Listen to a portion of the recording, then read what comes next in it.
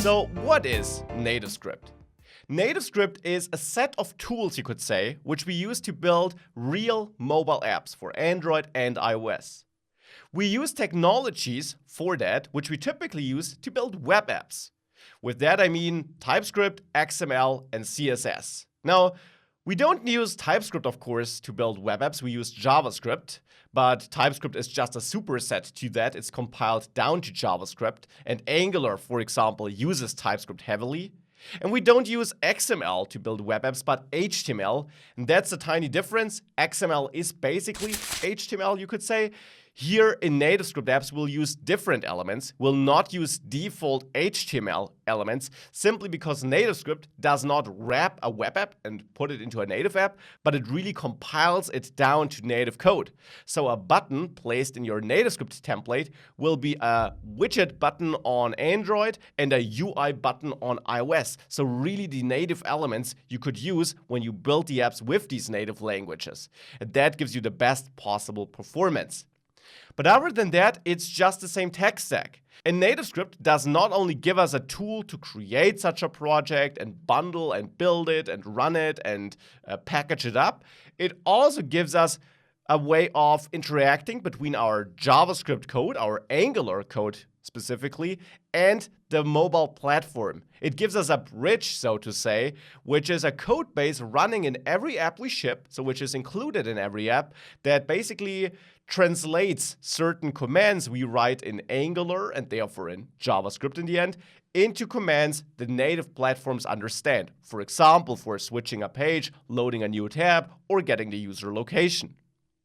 Now, and whilst we have all of that and therefore have a way of tapping into native APIs, like using the camera and so on, we can do that by using technologies we know.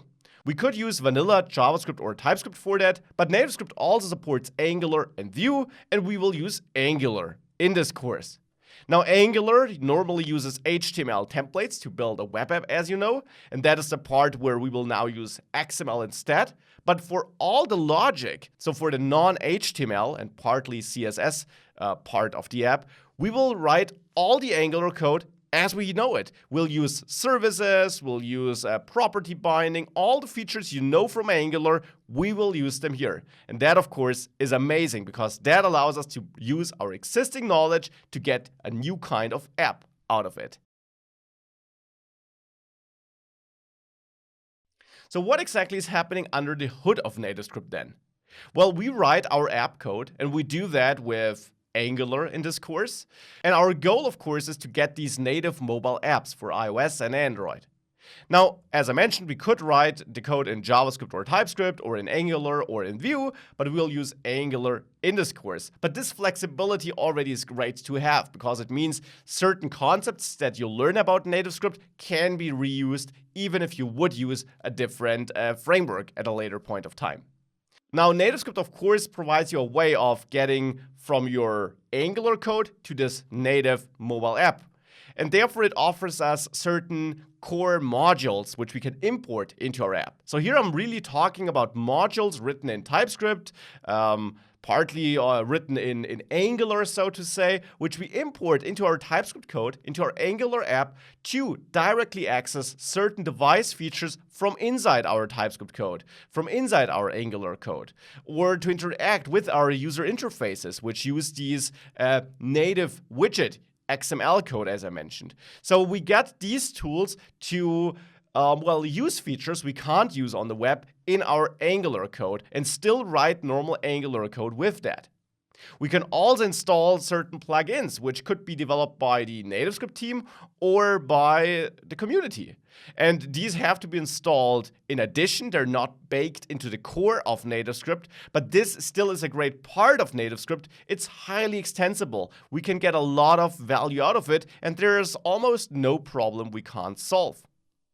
Now, and in the end, there is this runtime which is embedded into every app, which is important for talking to the native APIs, for doing things like getting the user location, using GPS, and so on. This is basically the code which wraps everything together, which you will not see and which you will not write on your own, but which is there, which ensures that in the end, your Angular code, which doesn't know too much about the platform it's running on runs fine on both Android and iOS. Well, in the end, having a code base isn't any good. We also get the NativeScript CLI, which we use to create new projects, to test them, to run a development server, which automatically loads the app on our connected device and reloads it whenever we change our code, and which also in the end allows us to package our app up and get an APK or an IPA file to deploy it onto Android and iOS. And by the end of the course, you will learn how to ship your app to the app stores.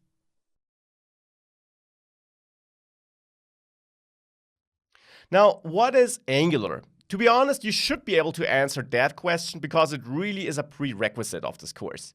I do have an Angular refresher module in this course, which you should take to get on the same page as I am basically, or to refresh these basics about Angular, but I will not explain every single concept Angular has or offers or how it works.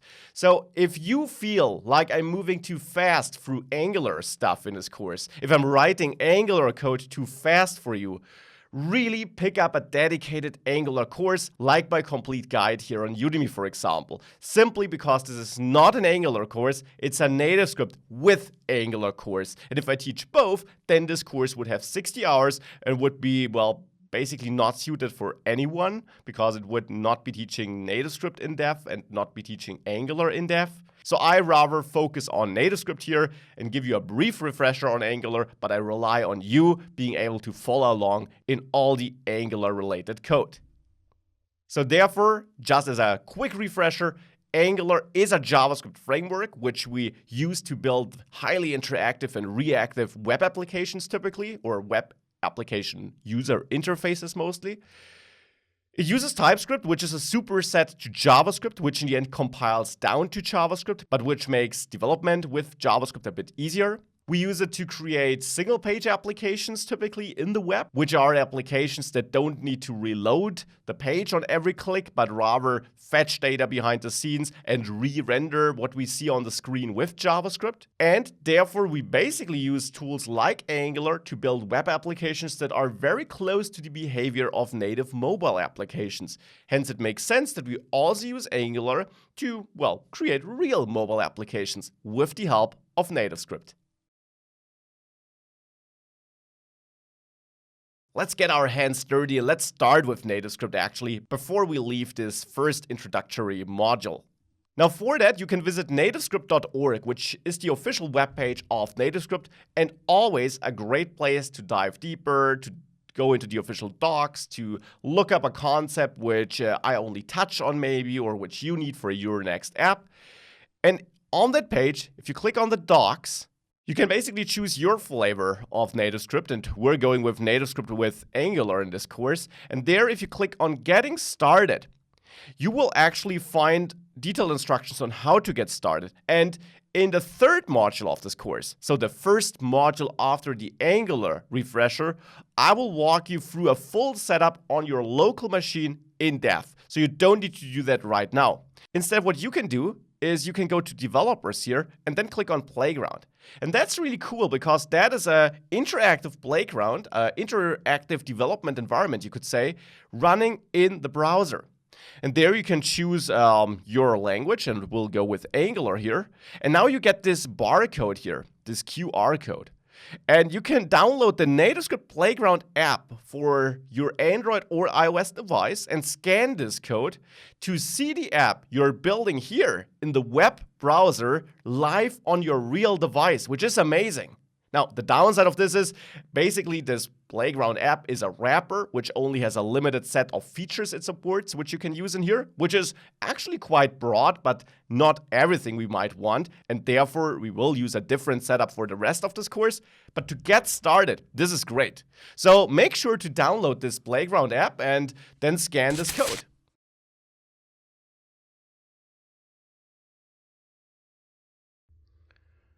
Now, once you scanned this QR code, you might be prompted to download the preview app on the App Store. And if that should be the case, make sure to do that. And thereafter, it should open the preview app and open that starting app on your Android or iOS device. And here it is running on my device. Now, the cool thing is that you can now build that project here in that web editor. So here on the left, you see your simplified Angular project with the app folder, with a routing module, with some components. And you will notice that that basically looks like an Angular for the web project. One important difference can be found in the components. What you see here is this XML code I was talking about, because these elements, like these labels, are really compiled down to their native equivalents. So to a label on Android or a label on iOS, so that you get a real native user interface and not a HTML user face wrapped into some web view. And therefore now if you change something here, let's say here on home, I say this is amazing. And I also add a button, which I can do by dragging and dropping it here into my interface. And I say, tap me. We can really build a nice little first app here. And as I said, the amount of features you can use here is a bit limited because the preview app is essentially a native app wrapping your demo app here, and therefore you can only use features enabled by that preview app, which is a lot. For example, accessing the device camera should be possible, but some things might not be possible. And you probably want to learn how to develop locally on your machine anyways. So this is a great way to, play around. It is called Playground after all, but for a real full development environment, we'll dive into this in section 3, so right after the Angular refresher. But here, let's say we want to change this this is amazing text up here when we tap that button. So I'll call this on change. Then what we could do is we could go into our home component, and there I'll name this on change because I renamed it in the template too. And then we have a property here, which is my label text, which is by default, this is amazing. And when we tap this button, then just as we do it in an Angular for web app, we say this label text, and you see you even get some auto-completion here. This was tapped. And this is some code we can execute here in the TypeScript file. Then in HTML, we now can just bind this with property binding. So using a default Angular feature here on this first label. And we can bind this to the label text, so to the property which we defined in home component. And this is all just Angular logic. Here, the only difference really is that we don't use HTML here. But other than that, we use property binding, we use event binding down there with the tab. The tab, of course, also is an event we don't know from the web. So these are the tiny differences you will learn about in this course. But other than that, it's just Angular. And now once you're done, you can hit save here. And it should restart the app automatically on your preview app. And there you will see that now you have this button. And if you tap it, this topmost text here changed. This was tap text.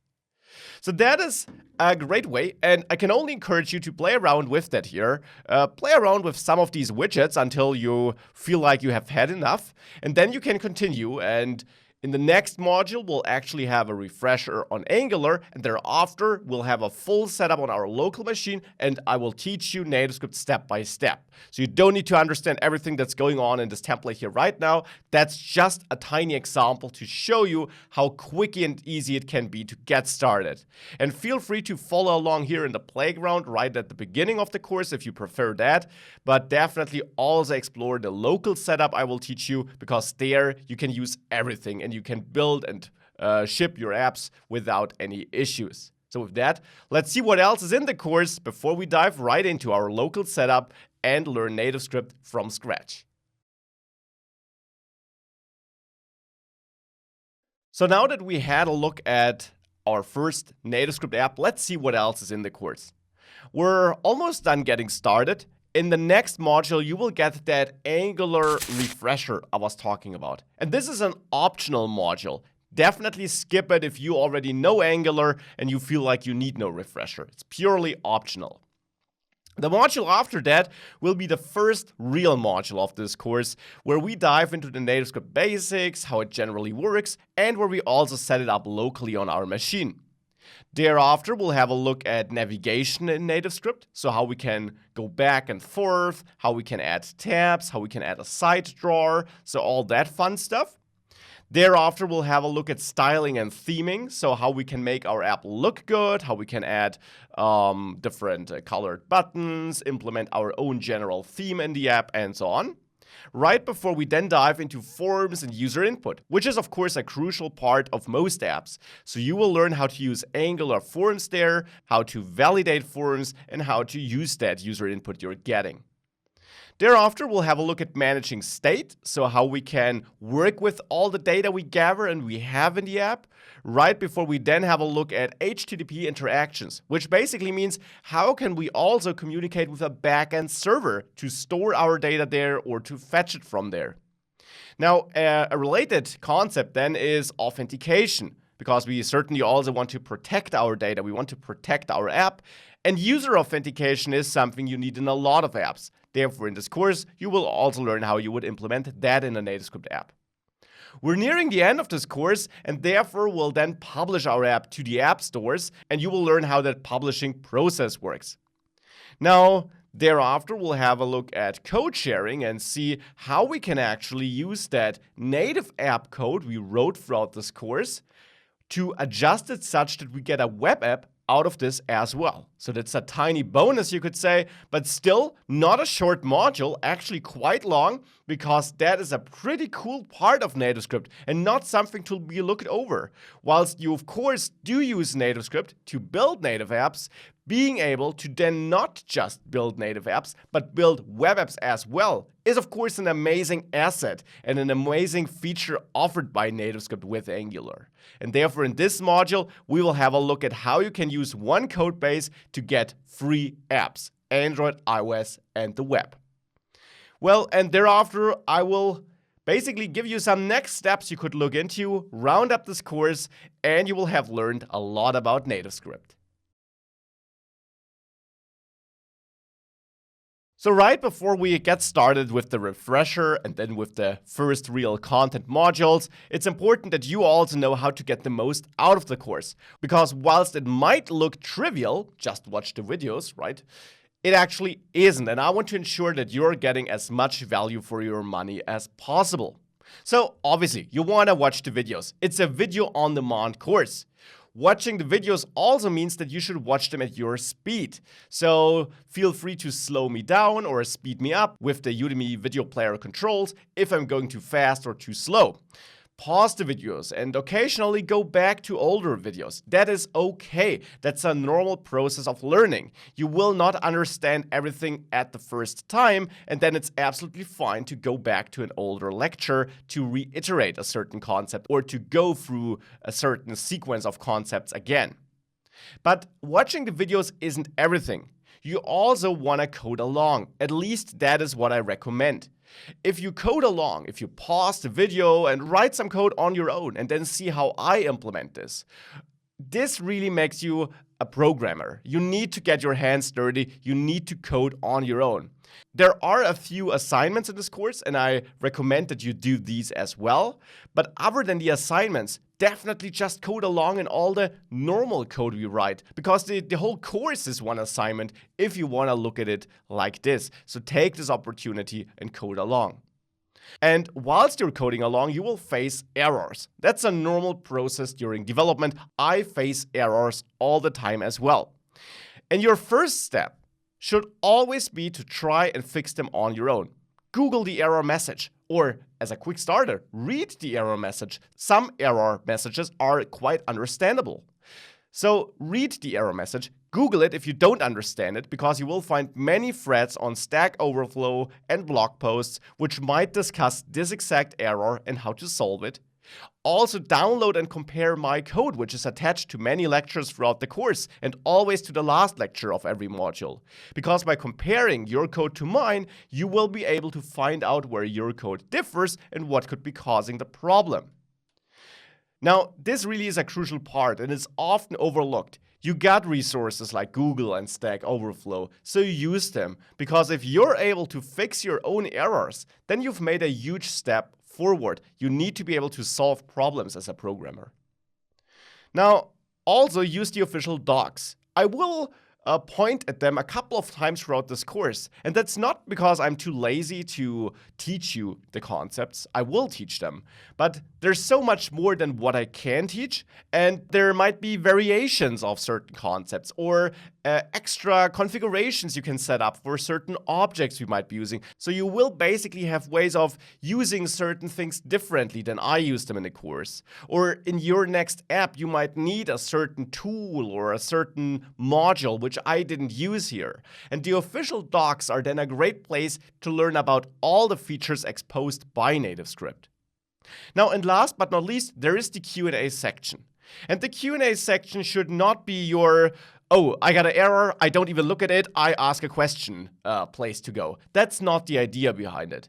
The idea behind the Q&A section is that you ask if you absolutely are stuck and you can't find any solution anywhere, or if something is unclear, or if you want to pass back some feedback.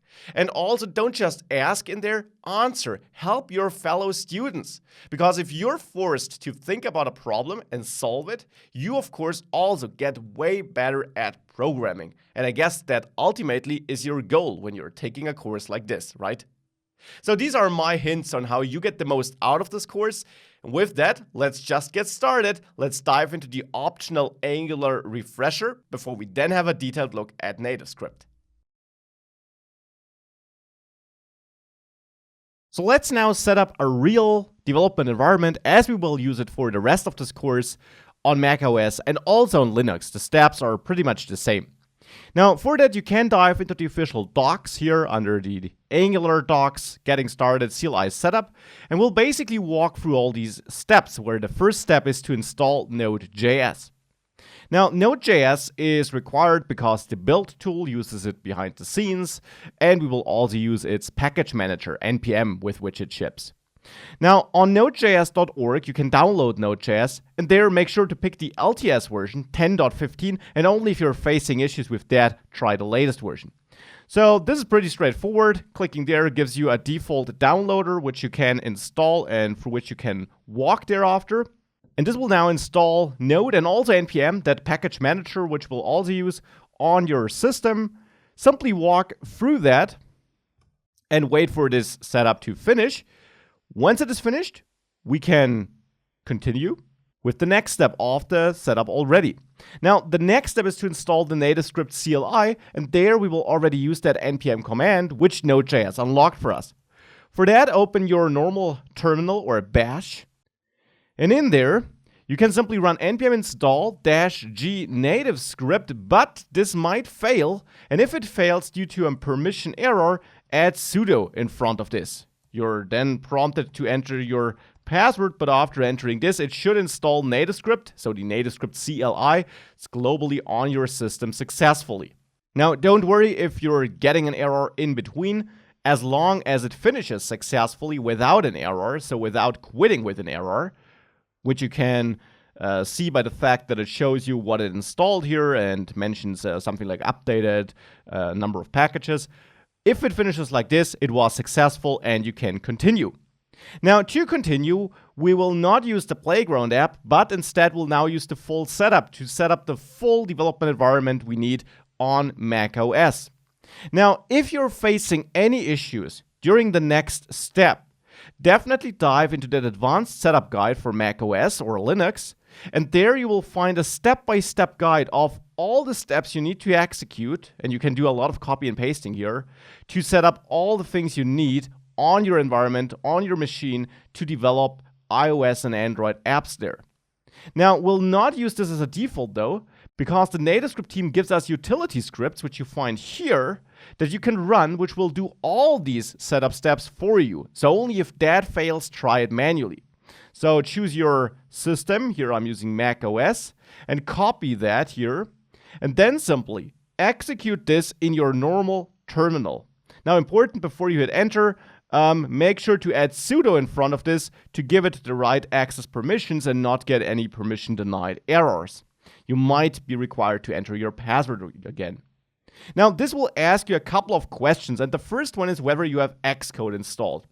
Xcode is the IDE, the native app development IDE offered by Apple for building iOS apps, and you need to have that installed. the script can't install it for you.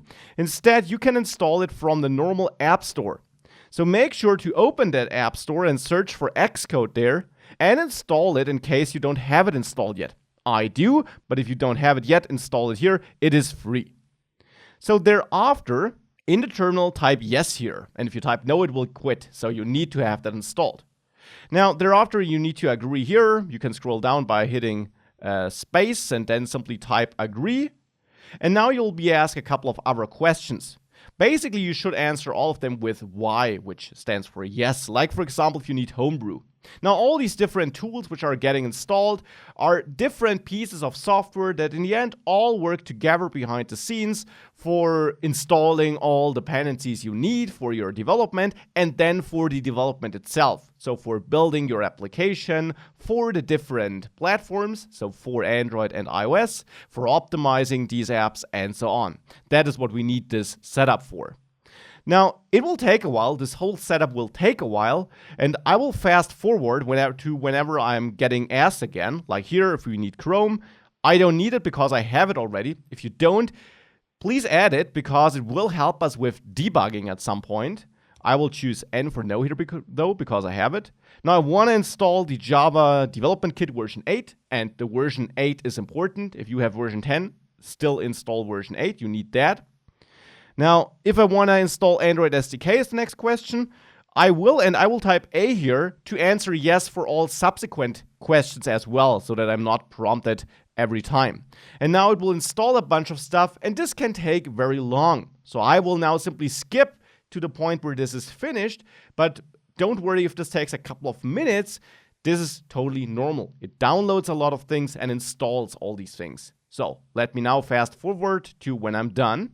Now I'm asked whether I want to install the Android emulator system image. I will choose yes. And the same for hardware acceleration. Now we need that to spin up performant Android emulators, because obviously on Mac OS, thankfully we can do both iOS and Android development. On Windows and Linux, only Android development is possible. So you still need the Android setup there, but not Xcode and so on. Now I'm getting asked whether I want to create an Android emulator, and I'll choose yes here too, though you could do that through Android Studio as well. And now with that, we're done here. Now we can execute this command to make sure all these changes which were done behind the scenes have an effect in the terminal as well. And the next step is that we should run tns doctor. You also find that step in the official docs here under verify the setup. This will now analyze your system and highlight any issues that might still exist, if any, and therefore tell you if you're ready to build your first NativeScript project. Now you should see a bunch of green check marks here. If you don't, go back to the installation and have a look at this advanced setup guide for macOS or Linux and walk through that to make sure that you don't miss any step or that you can manually fix any step that is marked here. Now, one thing I will also do is I will install the Android Studio, which is the official development IDE for Android apps. Theoretically, we don't need that. We'll not use it for writing code, but this will make launching emulators easier. So I will simply agree here and then download Android Studio for Mac here, which is quite a big download. But once this is done, I will walk through the installer here too to install Android Studio on this system. Again, because it will help me launch an emulator thereafter and gives us a nice user interface for doing so. And whilst this is downloading, we can already install the IDE we will actually use. And for that, you can search for Visual Studio Code. That is a free IDE which you can install from code.visualstudio.com, which has great NativeScript support and is generally a great development environment, and therefore we'll use that. You can simply download it here and then walk through the installer that gives you. It's a straightforward installer installing that IDE on your system. Now, I already have that, so I will not walk through it in detail here, but you'll simply install it and we'll launch it later. So you don't need to launch it right now, we'll launch it later, but this will then help us work with NativeScript and write our code. Now the download did finish here, so let me now run this installer and go through it. On macOS, it's really simple. You just drag that into your applications folder And we'll use Android Studio a little bit later, where I will show you how you can configure different emulators there. Again, you wouldn't need it. The script we executed gave us everything to launch an emulator automatically and so on, but this will give us a graphical user interface for configuring different emulators as well. Now, with all that setup finished, we can go back to the command line here and navigate into a folder with the cd command where you want to create your NativeScript project, so where you want to store all the code files and so on. Now, I navigated into such a folder here, and then you can simply run tns create, which is a command that is now available, which uses the NativeScript CLI. And first you have to choose a name. I will use nsng course here because it's a NativeScript Angular course, I guess. And you're then asked what style of NativeScript you want to use. Now, it's a NativeScript Angular course, so we'll choose Angular here. And let's go with that starting Hello World template. You could use different templates, but we'll add all these fancy features manually, so that sounds like a good template to start. Now, this will generate a new NativeScript project for you, create all these files you need, and store them in a folder in that location you picked here. And once it is done, it will also show us the command we could execute to run this. So here we are. Now we can navigate into that created folder and will not use TNS preview. You could, and you would get a barcode you can scan to use your preview app. But I will use TNS run. And now here on macOS, you can choose between iOS or Android. Both should work. On Linux and Windows, you will only be able to work with Android. So I will run an iOS simulator here, and I will add -- bundle. In the future, this might not be required anymore, but right now, whilst it will work without that, this gives you additional optimizations and is therefore recommended. Now, this will search for a running iOS emulator or for a connected iOS device, and if it doesn't find one, it should spin up a new emulator for you, so a new virtual device on your machine automatically. And once it did that, it will actually build this demo project, which is a fully functional basic project you get out of the box, and run it on that emulator so that you have something to play around with right from the start. Now, this can take a while. As you see, it's still searching because this hasn't booted up yet. And once this has finished booting, it will start the build process. Now, important, the first time you run this can take longer. Subsequent build processes will be faster. Now, important, you want to keep that TNS run iOS or Android process running as long as you are working on the code, because it will watch your code and automatically detect changes you saved and then rebuild the project and reinstall it on the device for you, which speeds up your development experience. So keep that process running as long as you're working on the code. Thereafter, once you're done, you can hit Ctrl+C to quit that process. And that's the same on Windows, by the way. Now here it's done building and it's installing the app on the device. Here you can see it getting installed. Here it starts, and this is our first little demo app which we can use, which we get out of the box. Nothing too fancy, but it works. And that is the app we'll build up on. Now, for completeness sake, let me open a new terminal window. The old one is still running in a separate window, the old process. But now here, navigated into that same folder, I'll run TNS Android -- bundle to also search for running Android emulators or connected devices. And if none are found, a new emulator will be spun up here. And then it will also build the project for Android and install it on that emulator. So here it is launching an emulator for me. And the emulator it's launching for you might be a different one. This is one I used before because I already had Android Studio installed. So don't worry if yours looks a bit different. In the end, it will be an Android emulator with the latest version of Android running on it. And once this is done booting up, it will also build the project for Android. And as you see, you can even have both processes, iOS and Android, up and running at the same time, as long as your system supports that and you're not facing performance issues. And therefore, you can preview the app on both devices at the same time. And that is also something I'll do throughout the course so that we can always see it on both types of operating systems. Now here it's still booting up, but soon enough it should be done and should be starting the Android build process. Now, as with iOS, that first run of the build process can take a bit longer. Subsequent rebuilds will be much faster. Now it's done building here and it's now installing it on the emulator. And therefore, there it will start momentarily. Here it is. And thereafter, you'll also have the application running on your Android emulator, this starting application here at least. Now, this is nothing too fancy, but you can navigate around. Here on the right, you got your physical buttons, by the way, the back button, the home button, and the task switcher. And feel free to play around with it a bit. Not too fancy. Obviously, we'll do way more in this course, but this is our finished setup regarding building the app and seeing the app. Now, for working on the code, we did install Visual Studio Code, if you remember. So start this application now. And this should look something like this. You might have an extra sidebar when you launch it for the first time, but in the end, it should look something like this. And you can open a folder here or from File, Open Folder. And there you want to open that folder you just created with the NativeScript CLI. So in my case, that is the NSNG course folder here. Now, if you hit open here, you open your project in Visual Studio Code. And this is now the setup we'll use for the rest of the course. This is now how we will work on our code here in the source folder mainly. That is where all the TypeScript and Angular code will live. Now, just a couple of extensions you should have here to get a similar view to what I have here and a similar behavior. You can go to View, Extensions here, or use that shortcut to open the Extensions menu. And there, one thing which is totally optional are material icons. You can search for material icon and then install that material icon theme. I already have it installed, and that just changes some file icons.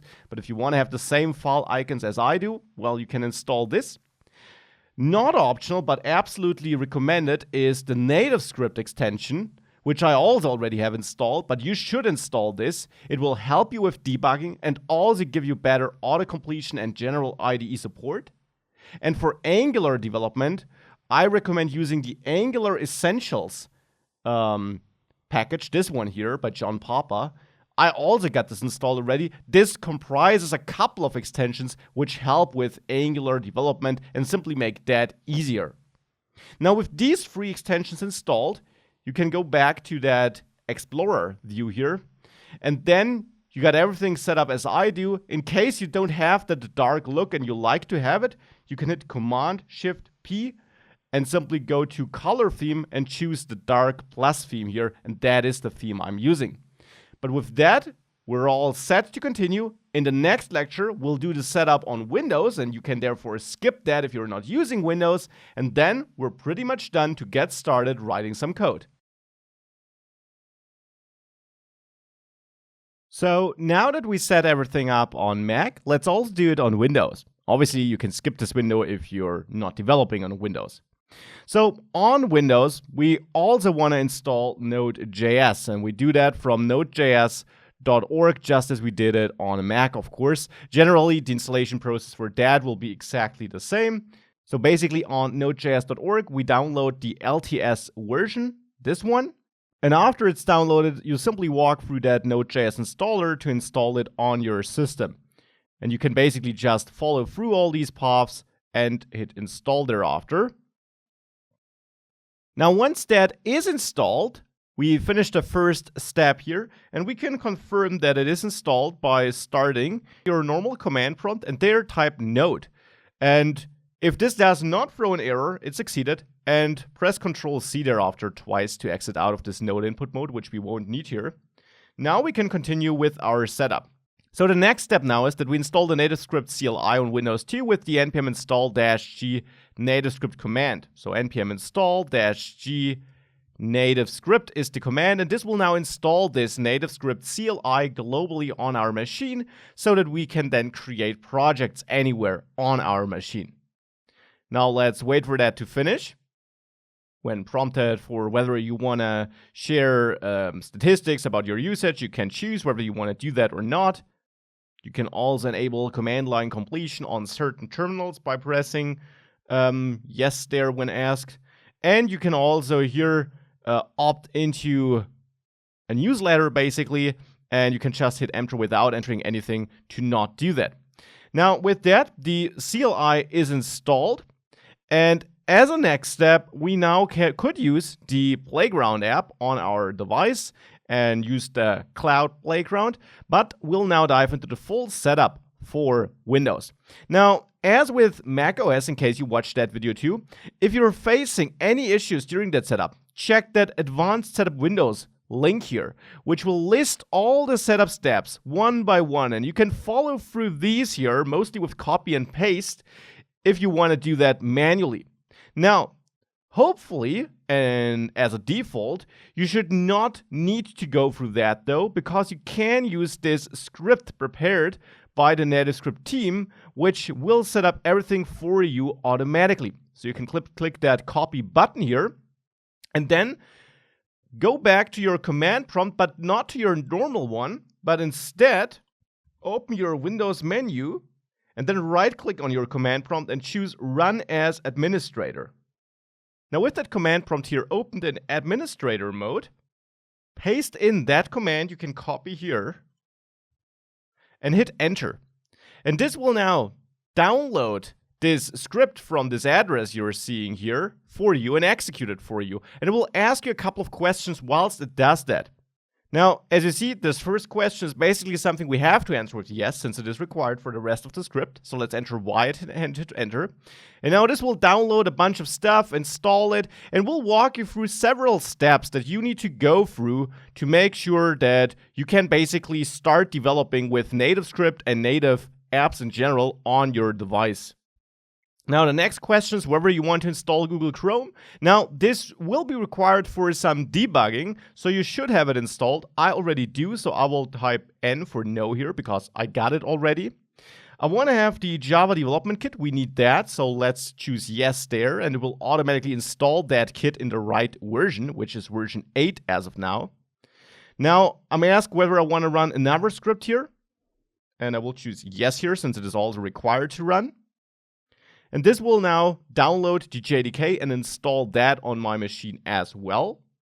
Now I'm getting asked if I want to install the Android SDK, and basically as for all these questions, I'll choose yes here because we definitely need that to develop Android apps. By the way, be aware that some of these downloads are pretty big and therefore can take a while, as can the subsequent installation steps thereafter. Now, this step can take very long because it's installing a lot of stuff. So just let's wait for that to finish. Now, after this very long taking step, I'm asked if I want to install the Android emulator, and I will choose yes there because we'll need that to create virtual Android devices on which we can test our application. We can also test on a real Android device, but you might not have one to begin with. Or maybe you don't want to use it for that, or you do want to use it and you do have one, but you also want to test on different devices, smaller ones, bigger ones, older ones. So having an emulator makes a lot of sense. And this is now getting set up for us here. Now, in between, if you're getting this fail to install Hexam in silent mode, Hexam, that is hardware acceleration for the emulator, and if that fails as it does for me, you should get an installer window open up, which you can now use to install that hardware acceleration thing. And that is simply required to, well, make your emulator more performant. Now let's press any key to continue, and with that, we should be done. Now, as it says here, this script has modified your environment. You need to log off and log back on for changes to take effect. Now, I will do that, but before we do that, let's actually also Google for Android Studio and download that, because we haven't installed that through that script. This is the official IDE provided by Google for developing Android applications, and we will not use that IDE in this course. We'll use a different one which is faster and actually better for NativeScript development. But we should still download and install that because it will make certain things like debugging or mainly launching emulators and so on much easier. So agree here and download Android Studio for Windows, and that is quite a big download. It's 1 GB almost. So let's now wait for that to finish and walk through that installer together too before we then log off and restart our system for all changes to have an effect. Now with the download finished, execute the downloaded file, and this should fire up an installer for Android Studio. And in that installer, let's go through it. Now, here regarding these components, we could install that, but we should already have that. So let's just install Android Studio. You can pick any location you want, of course, and hit install here. And now this again can take a while, but it will now install that IDE and all the related tools on your system. And now with that finished, you don't have to start it. You can just finish like this. And now I will restart my system basically, and then continue with the rest of the setup and create our first project with all these installed tools here. So I did restart my system now, and we walked through the installation step with the script here. If you faced any issues, try the step-by-step guide you find here too. And now with that all set up, we can verify our setup with the command mentioned here with tns-doctor. So let's now run this command in the command prompt anywhere on your machine, tns-doctor. And this should now give you, hopefully, the information that everything is set up correctly. So let's gather the information here. And that is looking good. You should see a bunch of green check marks here. If you don't, see what went wrong there and try the manual steps I mentioned before here to make sure you do add all these components which are essentially required here. Now, with everything set up correctly, we can continue and we can now create our first simple project just as we did it in the Mac OS and Linux setup in the last video now. And for this, we can actually go up in the docs, and here under CLI Basics, you can learn how to create a project, but it's actually really simple. What you can do here is you can navigate into a folder where you want to create your project, and that's really important. Choose a folder where you want to have your development projects. You can navigate around with the cd command. You can switch the folder with the drive name and then a colon. So here I'll stay on C. And I will simply do that on the desktop, but you might, of course, have your dedicated development folder. And in the place where you want to create your project, run tns create. And this will give you an interactive wizard for creating your project. So first of all, you should choose your name. And I will name this nsng for NativeScript Angular course. Then you're prompted for which style of NativeScript you want to use. And this is a NativeScript and Angular course, so we'll pick Angular here. And we'll go with the Hello World setup there and simply hit Enter. And now this, behind the scenes, will create a new folder for us. In my case here on the desktop, since I chose that as my place for running the tns create command. And this folder will have our full NativeScript project inside of it. Now, with that all finished here, we see some commands we could run for, well, launching our project, but we'll not use this preview app.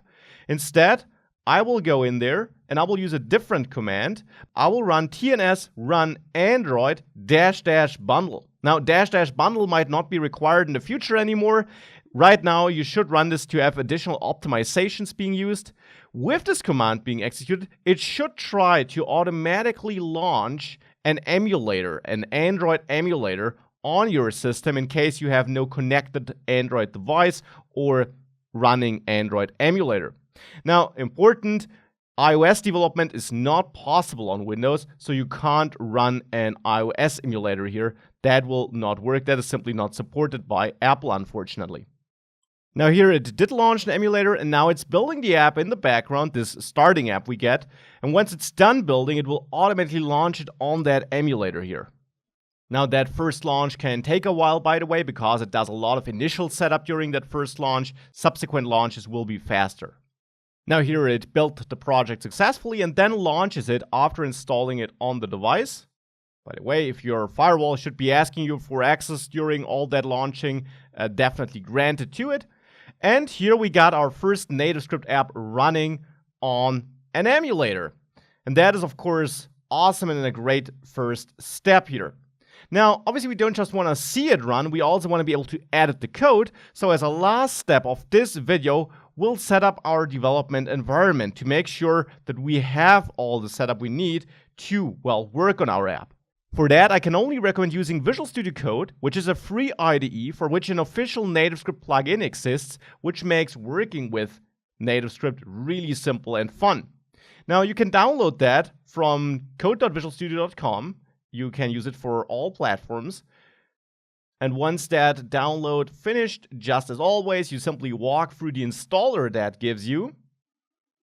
Pretty straightforward there, nothing special to set up. Install it anywhere you want.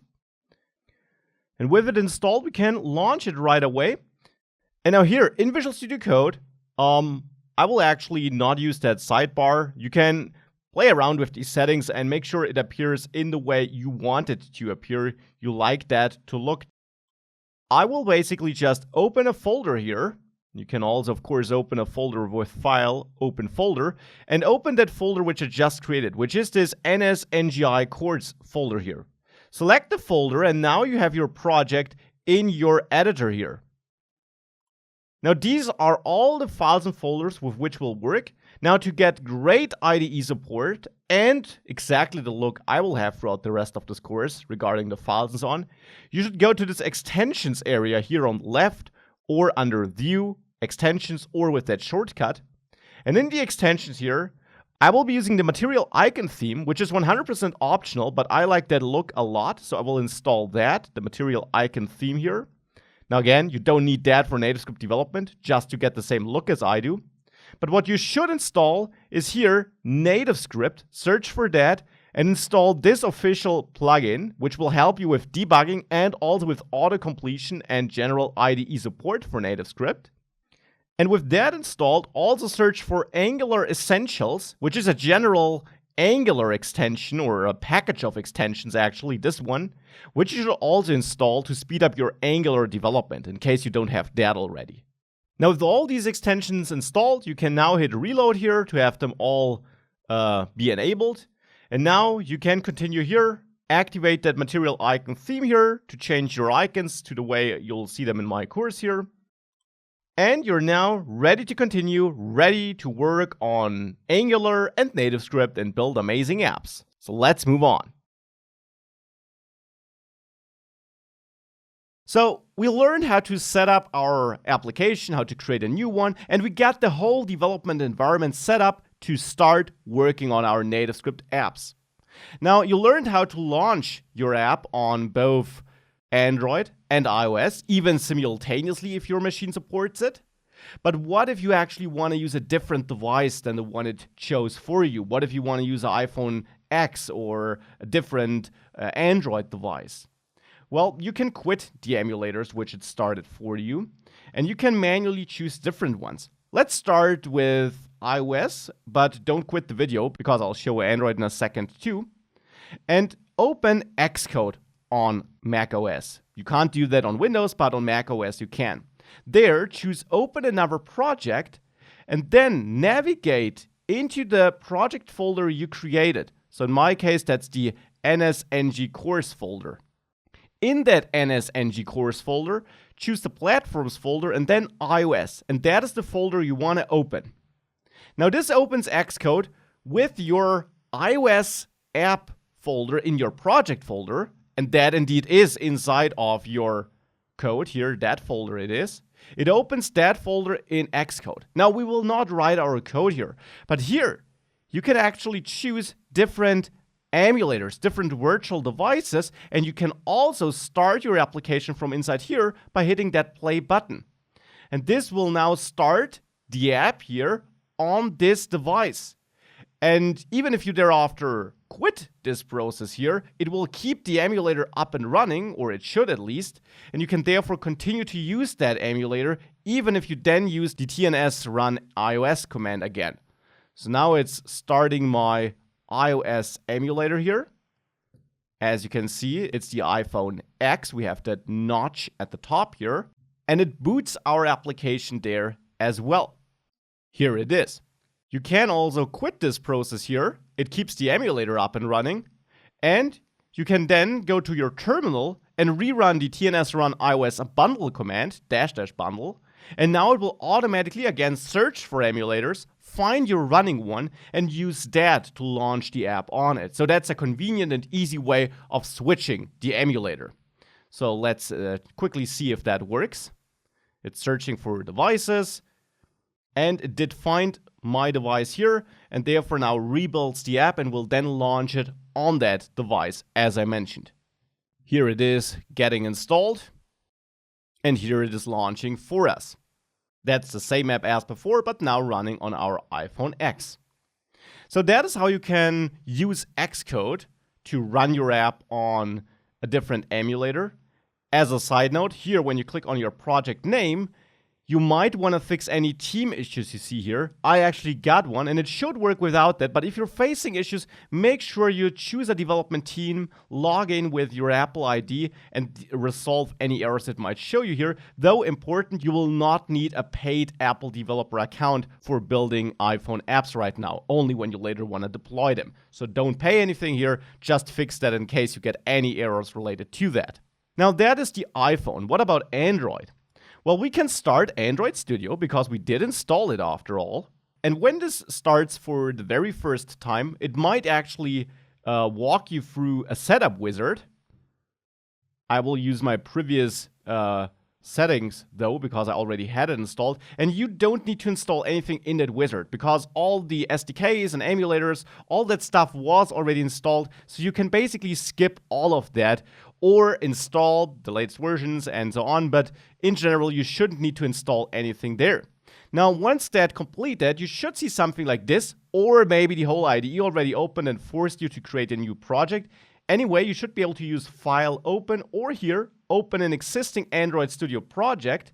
And then, just as with Xcode, go into the project folder of the NativeScript project, into Platforms, and there now choose the Android folder. And this will now open that project inside of Android Studio. Now, just as with Xcode, we'll not do any development here. That's not the plan. But just as with Xcode, we are able to launch our Android project via Xcode, and we can also set up a different emulator in here. Now, let's wait for this initialization process to finish here real quick, because you'll not be able to do anything before that is done. You can ignore any warnings you might be getting here. Once this is done, you can go to Tools, AVD Manager, which is the manager for setting up emulators in the end, and open that tool. And here, I already got a bunch of virtual devices. You can add a new one with this plus button in the bottom left corner. And there you can configure any virtual device you want based on any blueprint you want. Let's say a Pixel 2 here, for example. Click Next. Then choose an Android version. I'll actually download the latest one, 28 here even, but you can take the default one it selects and definitely use that in case you're facing any problems during development. For me, it will quickly download that SDK version. In general, using these cutting edge versions, so the versions which are not stable or final yet, which is not recommended because this one, as you can see, is recommended. You should take these, especially if facing issues. Using the cutting edge ones, the latest ones, can definitely lead to issues which you can then easily solve by falling back to an emulator which uses the stable Android API level. Now, you can experiment with these settings and generally configure your virtual device just as you want it, and then finish this and launch it with this play button here. Now, this launches just the emulator, not the app yet. Now, here it is. And now you can again go back to your terminal and rerun TNS Run Android Bundle, and it will again search for an emulator. But since you now have one up and running, and that is exactly the one you launched, therefore you configure it in the way you want, it will take that emulator and build the app and install the app on this emulator. So here it already started that build process. And here is the app running on our custom emulator. So that is how you can switch emulators. You can also connect your real devices and quit any emulators to force the run process, the TNS run process, to build the app and ship it to your real device and test it there. You just need to make sure that when you connect a real iPhone, you trust your computer when asked on the iPhone. And for an Android device, when you connect it, you need to enable USB debugging. More information can be found in the lecture after this one.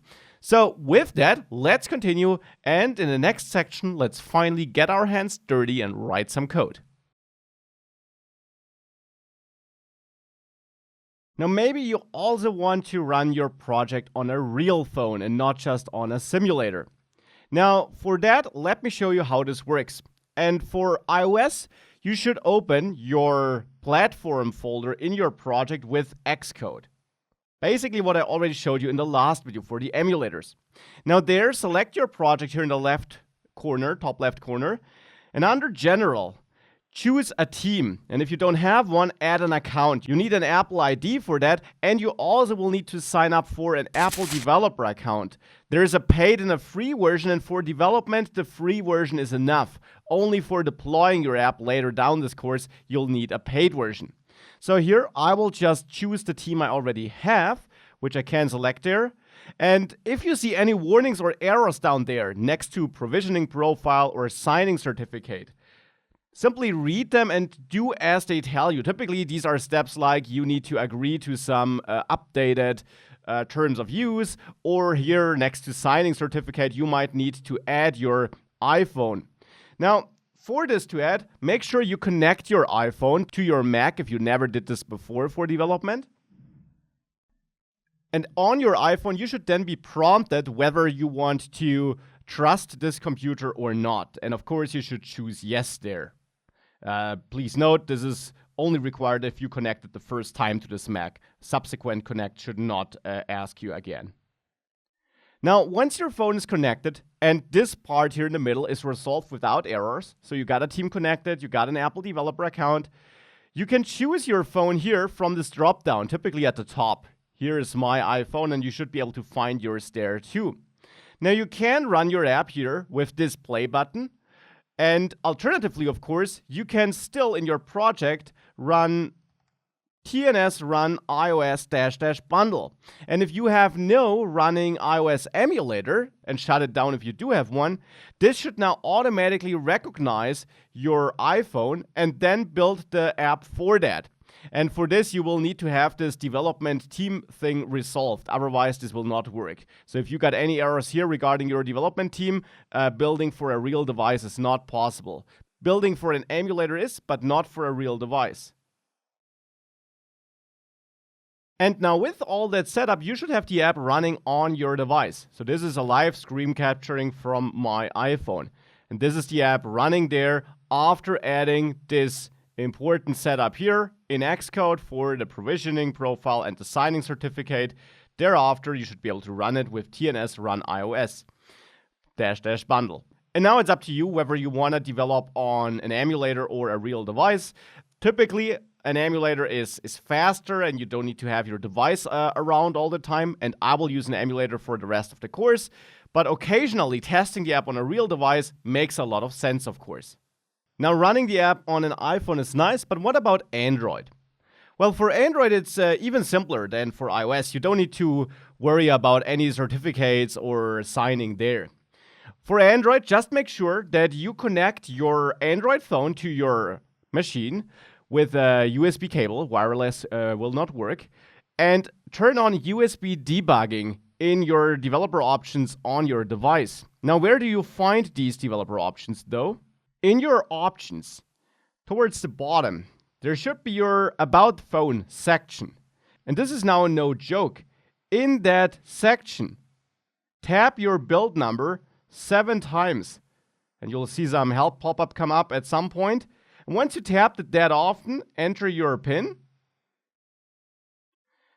And you're now enabled as a developer on your phone, and you should have these developer options available now.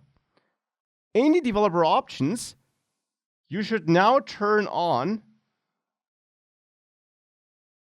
USB debugging down there.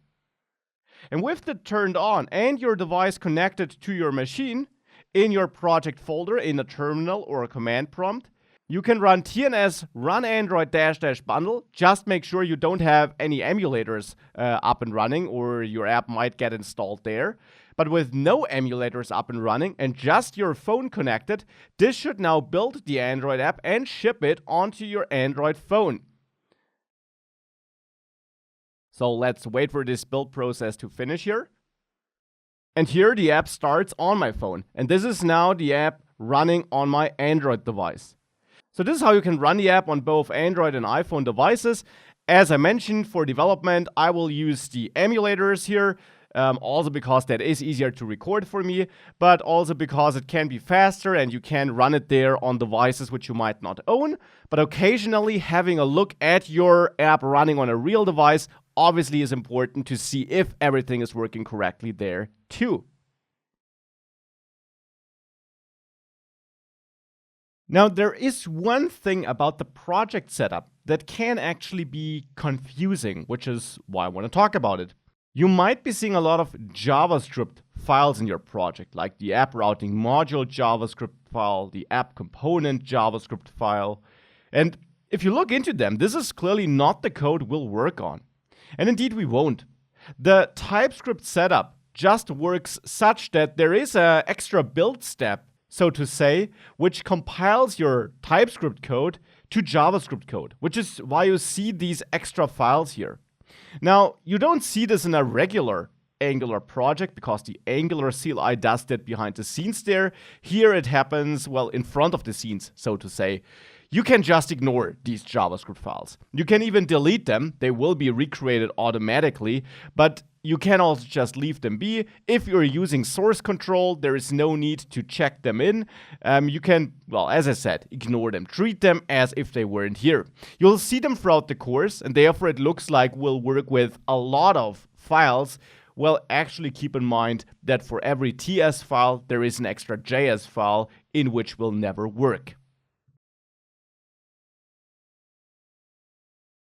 Now, with the project set up for this course, let's now finally dive into NativeScript, into its core basics, and into how we work with NativeScript, how we can build native apps with NativeScript and Angular.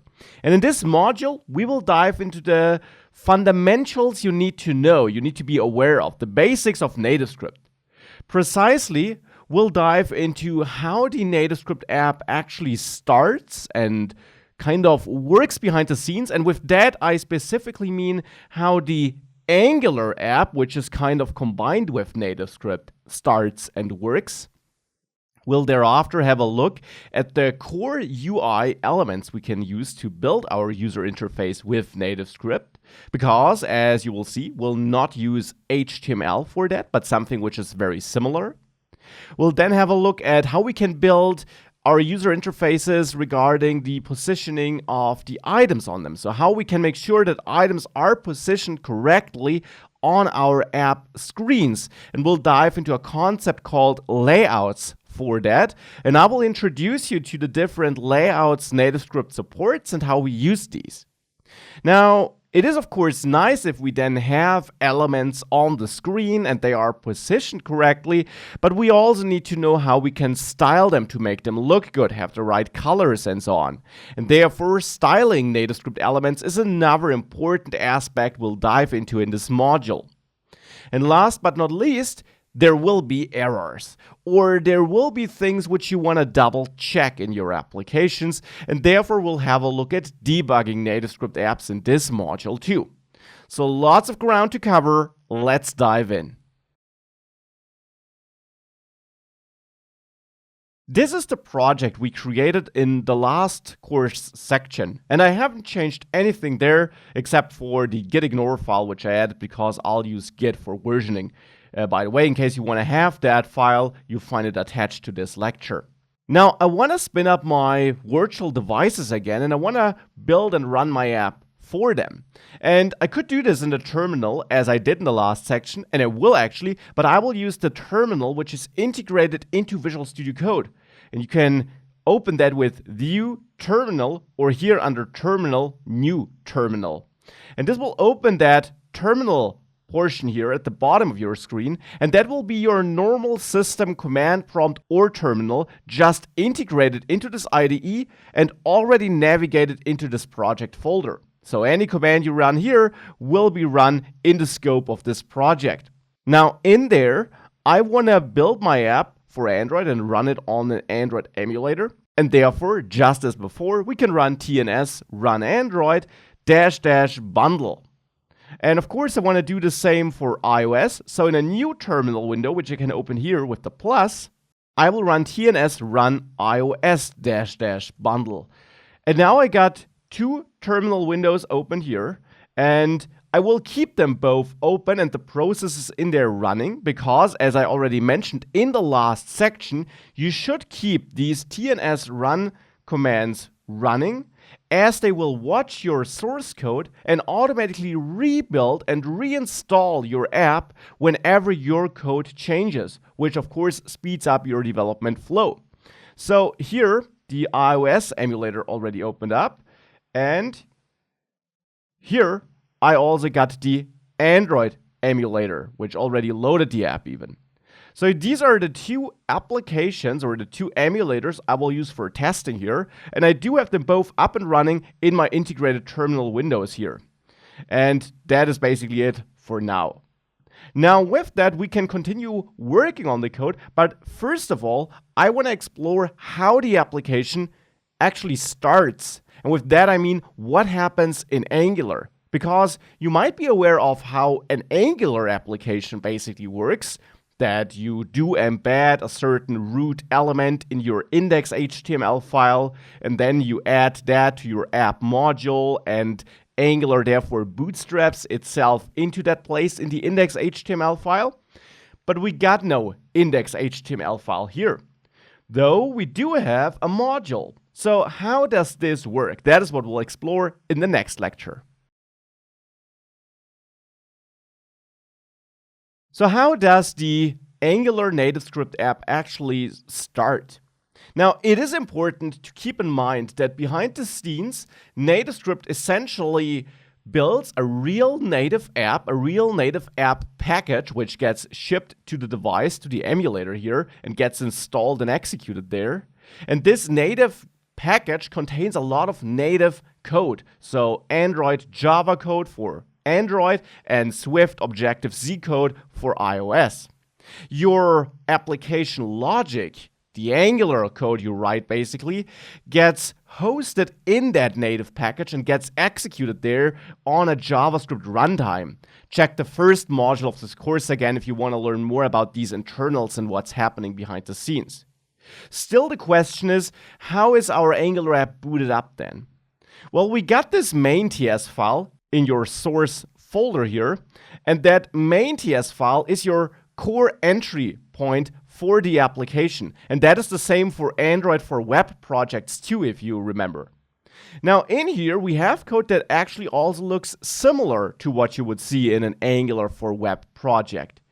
We do import something, but we don't import this from @Angular platform browser, as we would do for an Angular web project, but we do import this platform NativeScript dynamic from NativeScript Angular /platform. So this is clearly coming from the NativeScript ecosystem, from a package distributed by the NativeScript team. We then import our app module, and at the bottom we do call this code here, or we do execute this code. And again, this looks similar to what you would see in an Angular for web project, but we are using this bootstrap module method provided by the object returned by platform NativeScript dynamic. So essentially what we're doing here is we are executing some bootstrapping code provided by NativeScript. And behind the scenes, this will actually mount our Angular application and the views created there into our native app, you could say, or in our native app, it starts executing our Angular code, it starts loading the right user interfaces and starts rendering them to the screen. And all that heavy lifting of communicating between the native code and the native elements which we create in our user interfaces and our Angular application logic, that heavy lifting is handled by NativeScript. And therefore, NativeScript needs to do that setup and that mounting because it needs to establish all these connections and so on behind the scenes. In a nutshell, what we do though is we do load our app module to start our app, just as we do it in a web app. So let's have a look at this app module then, which we find in this app.module.ts file in the source app folder. Now in there, again, we see a lot of code that looks familiar to us. Most importantly, we got this exported app module with the @ngModule decorator.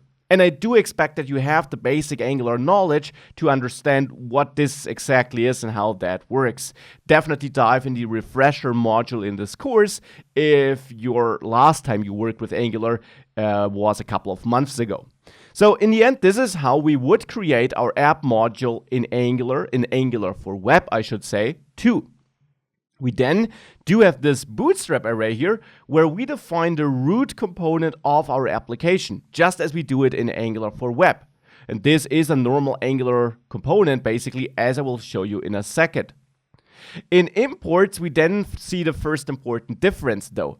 We're not importing the browser module here, as we would do in an Angular for web project, but instead we import the NativeScript module. And that is a module imported from the NativeScript Angular package.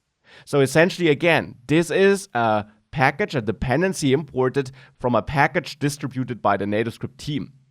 This, again, does set up a lot of crucial stuff behind the scenes that allows our application to run and allows our Angular code to function in the context of this native app, which has this communication going on between native views, real native UI elements, as you will learn throughout this module, and our JavaScript Angular logic.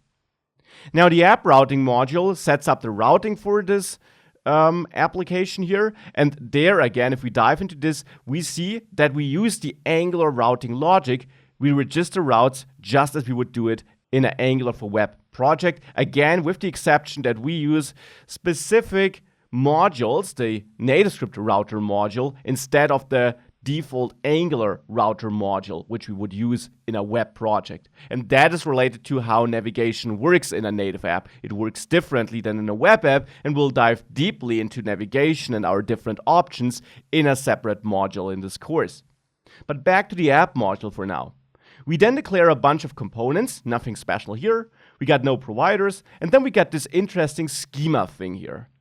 And this interesting schema thing here is related to how we actually create our templates, our views of our components. And that is what I'll dive into in the next lecture. For this lecture, I want you to take away that the general flow of starting your app is similar to an Angular for web app. We got the main TS file where we bootstrap the app module, where we have a regular Angular module, but that the important differences to an Angular for web app are basically how you load the things, that you use certain packages provided by NativeScript, like this one here, or the NativeScript module, to wire up your Angular logic and your Angular app to the native app, which gets handled and created by NativeScript behind the scenes. With that, let's explore how we build our views and why this schema here is important. We learned that our Angular app basically gets loaded and mounted by NativeScript with some specific code that is provided by NativeScript, and that therefore we have no index.html file because the loading is done, well, by NativeScript behind the scenes, and the mounting into our views, into what we see on the screen, is also handled by NativeScript, and it does connect our Angular logic to our views. Speaking of these views, let's have a look at our app component here. This is a regular Angular component with the component decorator, a selector, template URL, and the only special thing is this module ID here. Well, that is required by NativeScript and the NativeScript build process, you could say, to essentially connect your templates and your Angular logic correctly and bundle everything correctly. So every component needs to have this module ID, and it always is module ID, which has a value of module.id. And that essentially is a globally available object injected by the NativeScript build process, you could say. Besides that, it's a regular Angular component, but it is interesting to look at the component HTML file. Please note that it is a file ending with .html, but actually if we look into this file, we find no HTML in there. Well, here we got the page router outlet. And please note that this is not the normal router outlet, but again, a specific directive provided by NativeScript, because regarding routing, we also use the NativeScript router module to cope for how routing works and how navigation works in native apps. It's different. It's a stack-based navigation, different to the web, but more on that later. But if we have a look at another component, like here, our item component, this item detail component to be precise, if we have a look at this HTML code, then we see that there is no HTML in there, even though the file ends with .html. Well, it ends with .html to basically be close to how we would build an Angular for web project, but this is not HTML, this is just XML. And what we're using here are certain NativeScript elements which, well, NativeScript provides to us and which will be translated to their native equivalents. So the equivalents we would use if we would create our app with just Android and Java or just Objective-C and Swift. Now, what exactly do I mean with that, and what is generally up with this view here? How does a view in NativeScript work? In NativeScript, we create our user interfaces with components and so-called layouts. And components does not really just mean Angular components, it also includes these built-in elements you saw a second ago. So imagine this is what we see on the screen of our native device. Now, we could build this in the web too. In NativeScript, as I mentioned, we have two important portions. We have the layouting part, where we use built-in layouts to control how the elements on this screen are positioned and distributed. This would be an example for a layout. We have a row here where we essentially control that bananas, this text here, is on the far left, and this badge with the value of 1 is on the far right. The whole page content here is also wrapped in a layout, you could say. And here we basically control that this input field with the button next to it is on the top of the page. Then we have our rows of items and so on. Now, that positioning related part is controlled with layout elements provided by NativeScript. The input and output of data is controlled with components, you could say. So things like this button here, but also this badge. So basically, the parts of the UI with which the user interacts or which outputs information to the user, these parts are the components or also the UI widgets or elements provided by NativeScript, and you can also build your own Angular components on these layouts and built-in components. And if we go back to our HTML code here, we got a couple of layout elements in there, indeed, the flexbox layout here. And then this label here would be an example for a UI widget provided by NativeScript. And a label basically is your way or your possibility for outputting text in a NativeScript application. And in the official NativeScript docs, if you go to NativeScript Angular and click on UI widgets, you can actually find a list of the UI widgets or elements or components, whatever you want to call them, that are built into NativeScript. And there you see, we got a bunch of them, but it's not that many as you maybe would have expected. But it turns out that with this set of UI widgets, we can basically build any UI we want. And as we do it here, for example, in this starting setup, you can build your own Angular components by mixing and matching these built-in widgets. So here we get a component that is one element of a list, essentially, which in turn uses layouts and labels to output text and position these different text snippets correctly. And speaking of layouts, you might have already seen this layouts part here. Well, there you see the available layout elements, here called layout containers. But I'll dive deeply into them throughout this module, so no need to do this right now. Now, what's the idea behind these core widgets, elements, or components, as we might call them in NativeScript? Well, let's have a look at how we build user interfaces on the web with HTML.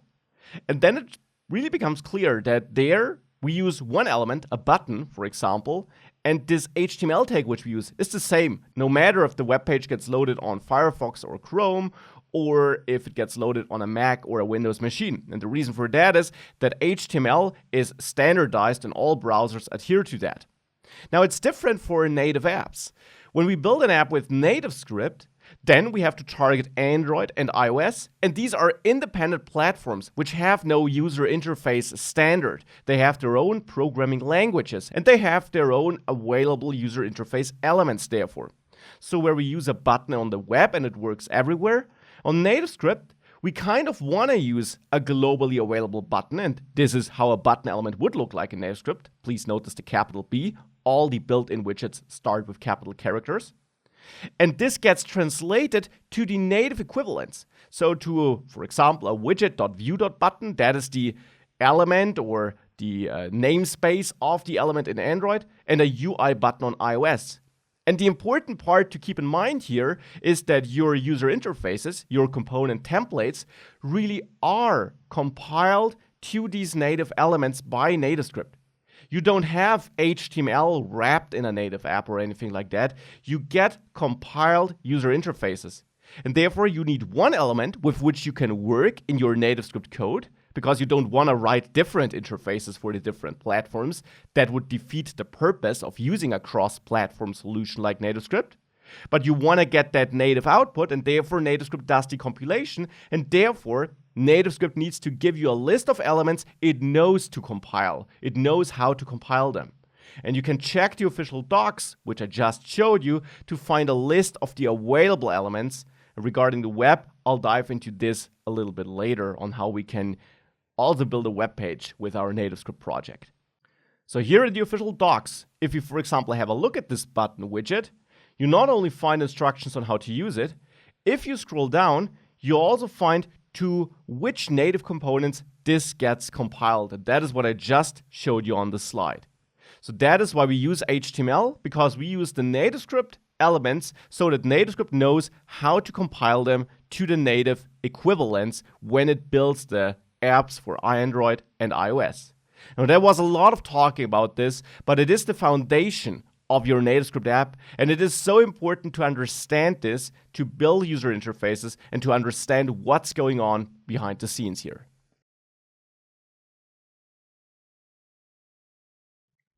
Now, with that out of the way, let's finally write some code. And for that, I'll delete that item folder. I'll also delete the app routing file because we'll not use routing for now. And in the app module, we therefore can delete the declarations of items component and item detail component, the import of app routing module here because I deleted that, and also the TypeScript import statements here at the top. Let's get rid of them since I deleted all these files. Now we can get started. And now to come back to that no error schema, by the way, we need this to be able to use all these NativeScript elements in our HTML files. Otherwise, Angular would basically throw an error because we're not using Angular components or normal HTML elements. And this basically disables Angular's template checks. Now with that, let's build our own component and also use some NativeScript elements. Now in this course, we want to build an app where we can manage our personal monthly challenge, like take a walk every day.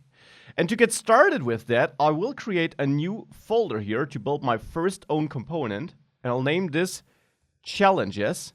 And in there, I'll build a new subfolder, current challenge. And why these two folders? Because later we'll add more and more components and I want to keep them organized. So in there, I'll add my current challenge.component.ts file and my current challenge.component.html file. These two pieces which should make up my component for now, and also a current challenge.component.css file so that we can add styling. Now let's start in the TypeScript file, in the current challenge component TypeScript file. There we create a component by exporting a class which we name current challenge component, just as we would do it in an Angular for a web app. And just in a normal Angular app, and I don't really like that differentiation because we have a normal Angular app here after all, we can add an add component decorator, or we have to add it actually, to tell Angular how to, well, what to do with this class and how to build that component, how to connect template and logic. And NativeScript will help us with that since the template gets compiled to a native template. So we should add a selector here so that we can embed this as an element. And your selector doesn't start with a capital character like the built-in elements. Instead, you would name this how you do indeed name it for any Angular app. You can add your own prefix, could be NS, could be app. I'll go with NS. And then your component name. So here, NS current challenge makes a lot of sense, I think. Next, I want to let Angular know where my template lives. So I will add the template URL property here and point at my current-challenge.component.html file. And for the styles, I'll add style URLs. And here this takes an array where I also point at current challenge component.css here. Now there's one extra thing which I mentioned in the last lecture. Every Angular component needs to have that module ID property, which has a value of module.id. That is required for NativeScript to be able to build your app correctly. Now, to be able to use this component, we need to declare it in an Angular module. And I'll do it here in the app module. I will declare my current challenge component here, and I use the auto import functionality of my IDE. You need to make sure that this import is added, where we import current challenge component from, and then the path to the file /challenges /current challenge /current challenge.component without .ts at the end. That has to be omitted. It is added automatically by the build process. So with that, we declared it. We can now use it. And let's now use it by using such a layout, and I'll dive into all available layouts in a second. And let's of course also make sure that we have some other output or input elements in there. So I will add a stack layout here, which is amongst the simplest layouts you can use. And by default, the stack layout simply organizes the elements you put inside of it from top to bottom. Now, let's say we want to be able to set a current challenge and then simply output our challenge name. Now, let's start by outputting the name with a label, and that is important. You can't type challenge name like take a walk every day like this, because there is no implicit text element in NativeScript. So just outputting text without adding it to an element doesn't work. Instead, if you want to output text, you will use a label. And that label then has a text property. So text doesn't go between the opening and closing tag here, but into that text property where you can now have take a walk every day. Now, if we want to see that in action, let's actually just go to the app component and replace page router outlet with our own NS current challenge here. And we include our own components just as we include them in a web app. For this to work, we also have to wrap it here into a layout like a stack layout, because you always have to have such a layout as your root component. And now after saving this, the application should rebuild thanks to these processes, TNS run Android and TNS run iOS still running. And it will now reload the app on our emulators as soon as it's done building, and it should output our new user interface. And here it is. Take a walk every day on both emulators. A little bit hard to see on Android because of the default style Android applies. Pretty easy to see here on iOS, I guess. So this is how we can build our own Angular components. Nothing too fancy about this. And more importantly, this is how we use these built-in UI widgets and layouts. Now, I mentioned that I want to be able to set my own text here, basically. So let's work on that in the next lecture. Now that we saw that we can build normal Angular components and that we work with these built-in widgets, let's use more such widgets. I want to be able to set that text on my own. And for this, we can add a text field widget here. And this will allow us to input something. And in case you're wondering how I know this, don't forget that there is this documentation, and there you can simply click through them and see what they do. It's not that many. And you will see there's a text field widget. So the text field widget allows us to enter something. If I save this and let it rebuild, we can see this real quick. Here it is. Really easy to see on Android because it's underlined by default. It's not on iOS. It is there. You can type here, but it's not so easy to see. We'll dive into styling later. This is how we can enter text, but of course we're also interested in, well, getting access to that text. And to get access to this text, we can actually use a technique we also use in Angular for web. We can use two-way binding. So we can use ngModel here with this syntax, and again, that is something you should know from normal Angular. And we can bind this to a property of our component class here, like challenge description. By default, let's say that's an empty string. And now we can bind this here in our template by simply pointing at challenge description here, just like that. Now, on these elements, we can also set some attributes, like we set the text attributes here. For example, a text field supports a hint attribute. And again, if you want to know which attributes are supported, for one, the official docs here might be helpful. Here you see some examples. But if you want to see everything, you can always scroll down to that class definition here and have a look at that. And now that's more technical to read, but here if you click on the text field, for example, you see a list of all the properties this has, and you can essentially set all these properties as attributes on your XML element. And for example, here you also see the hint, and you can click on that and get a short description on what you can do with that. So that is the deep dive. The docs here are a great first place. And this course, of course, tries to teach you as much about this as possible. So here we could enter challenge title to give a hint about what this text field wants as an input. And with that, if we let this update again, we see challenge title here on both. Okay, so we got this and we're binding to the challenge description property.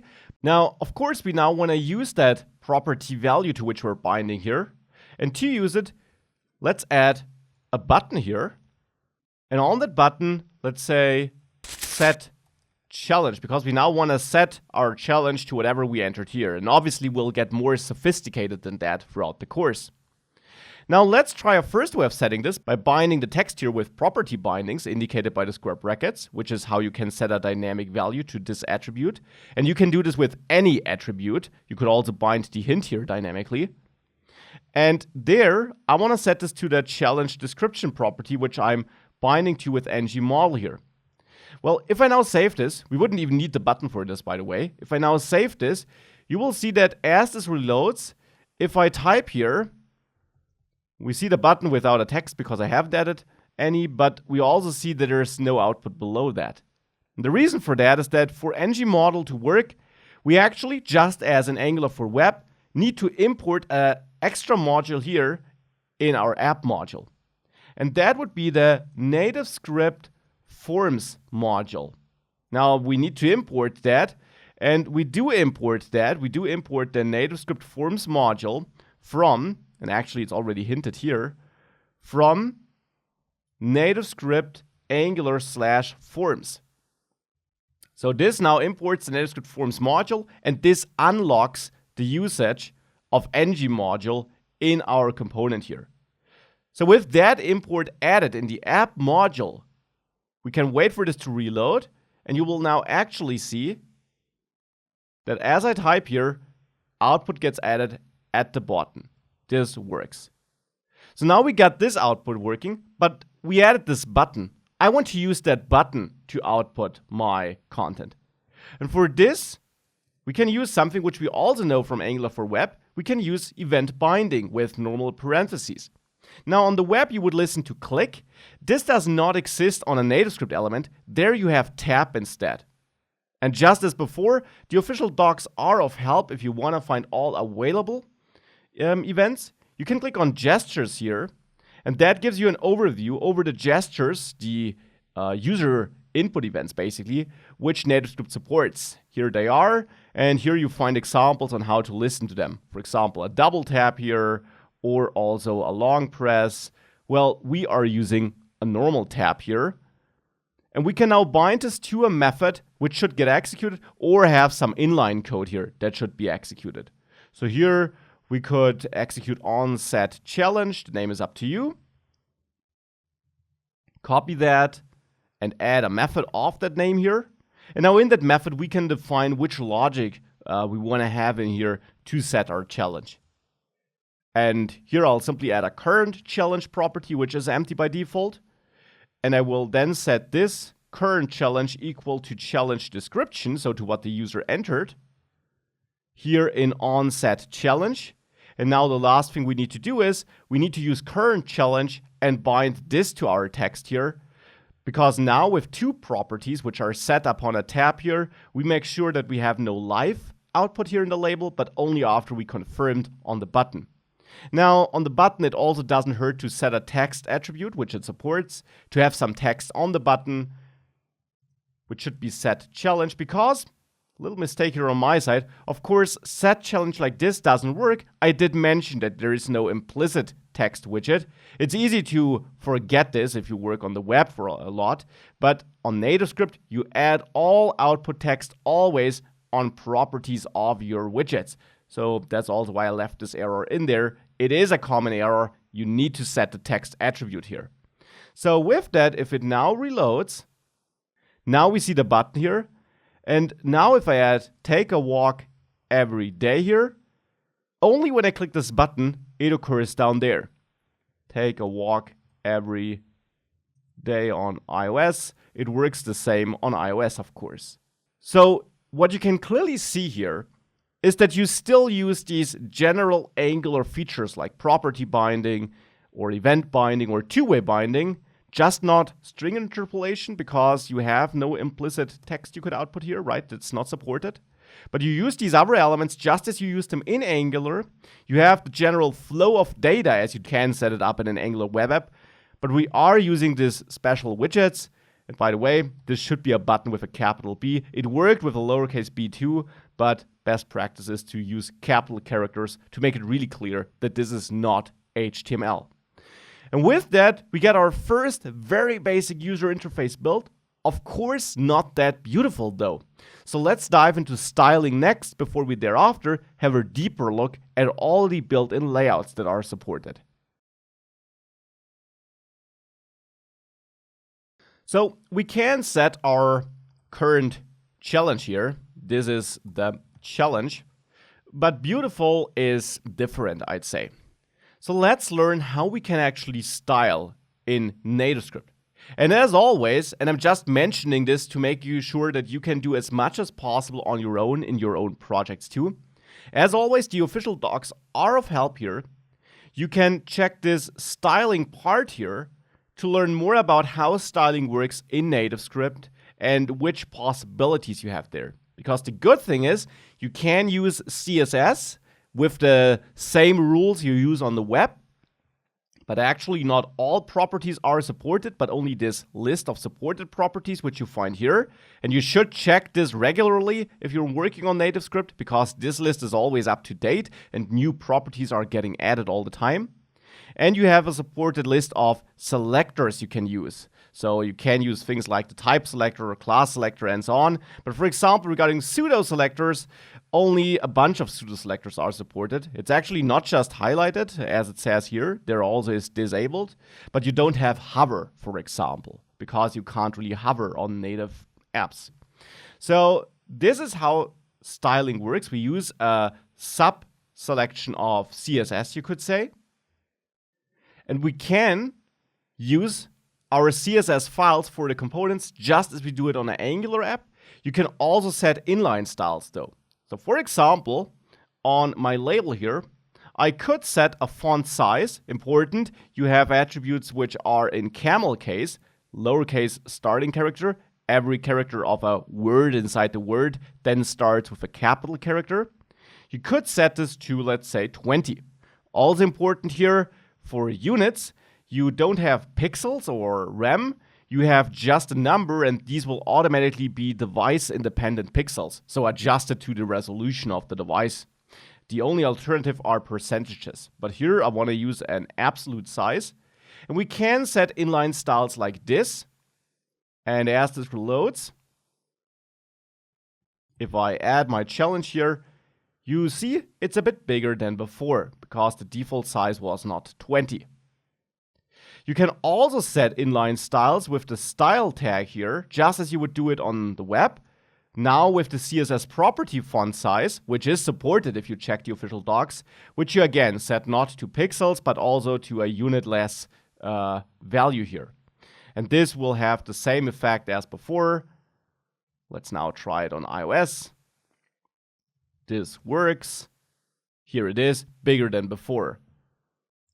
And in a lot of occasions, setting inline styles is okay or might be easier to understand for other developers working on your code. But for more complex stylings or reusable stylings, you want to use these CSS files. Now important, the CSS file of a component sets up styles which are then scoped to that component. So whichever CSS rules you add here only apply to elements in this component.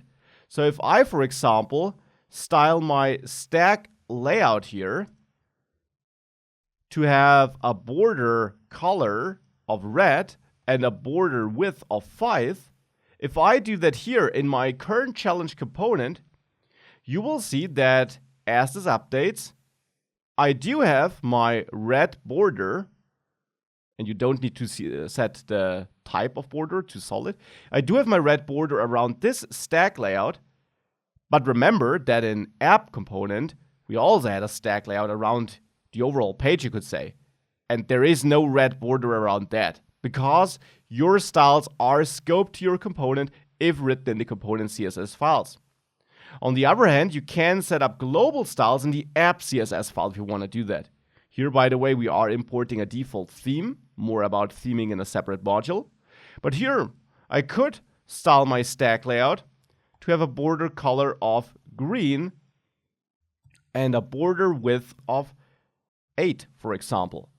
Now, if I do that here in app CSS, you will see that as this reloads, we do have that green border here around the overall page, which is the stack layout we have here in app component. But please note, we're not adding this in the app component CSS file, so this is not scoped to app component. It's just overwritten for the current challenge stack layout because we have a separate rule here. If I would actually comment out this rule here in the current challenge component CSS file, you will see that both stack layouts will have the green border, because that green border rule is set up in the app CSS file, which is our global CSS file. Here you can see it. So any CSS code set up in app CSS is applied application-wide, which can be very useful for setting up some general styling. Whereas here, you can style what only should apply in a given component. Now, with these basics out of the way, let's dive into styling and let's make our simple user interface here a little bit more pretty in the next lecture.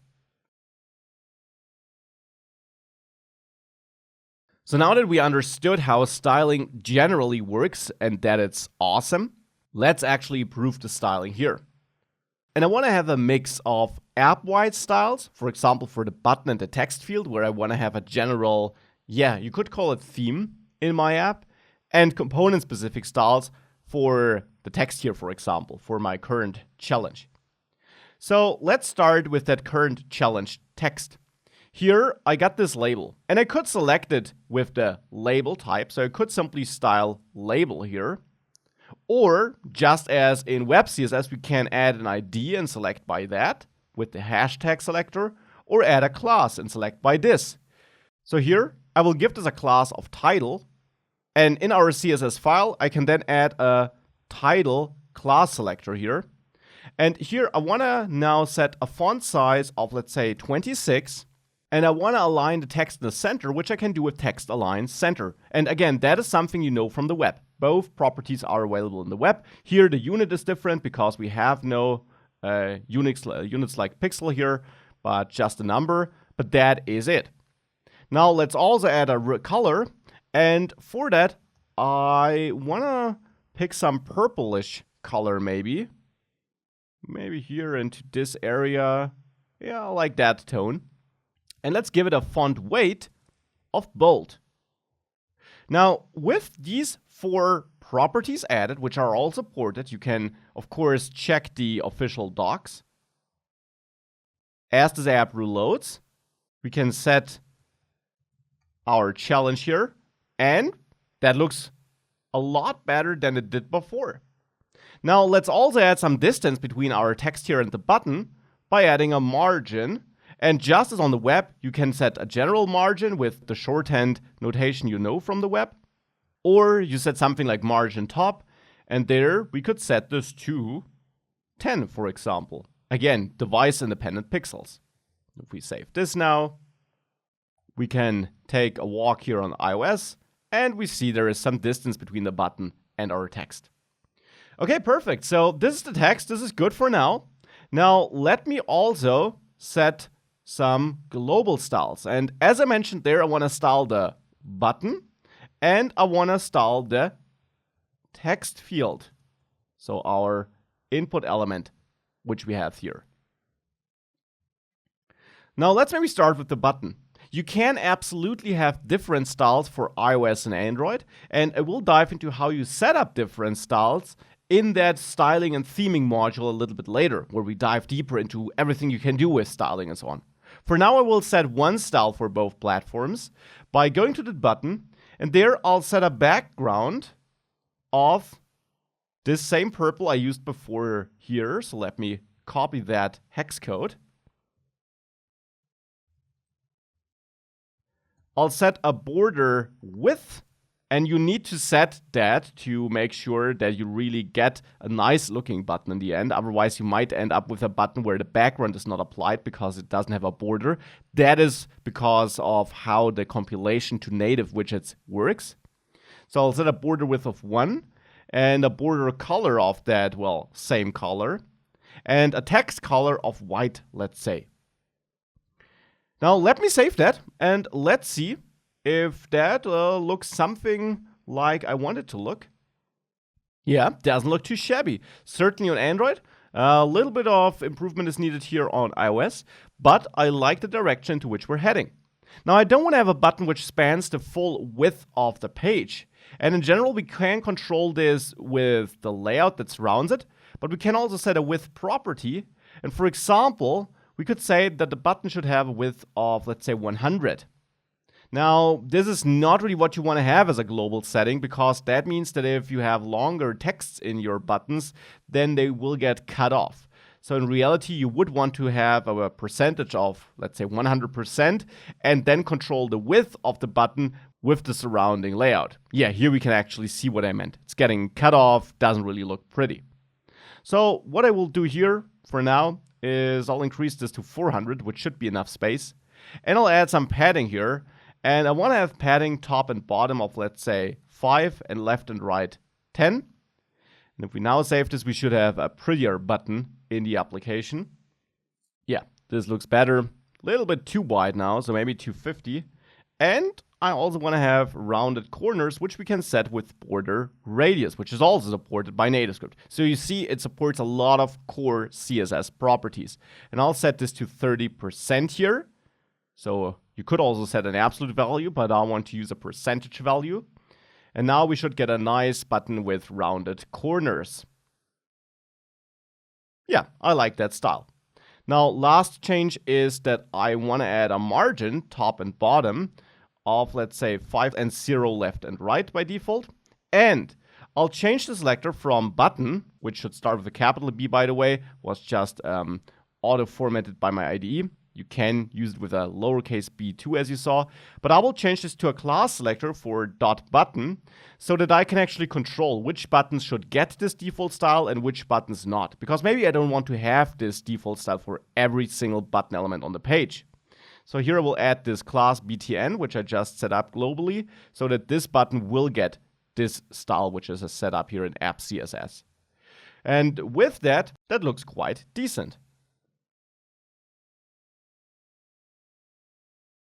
Now the button is set up.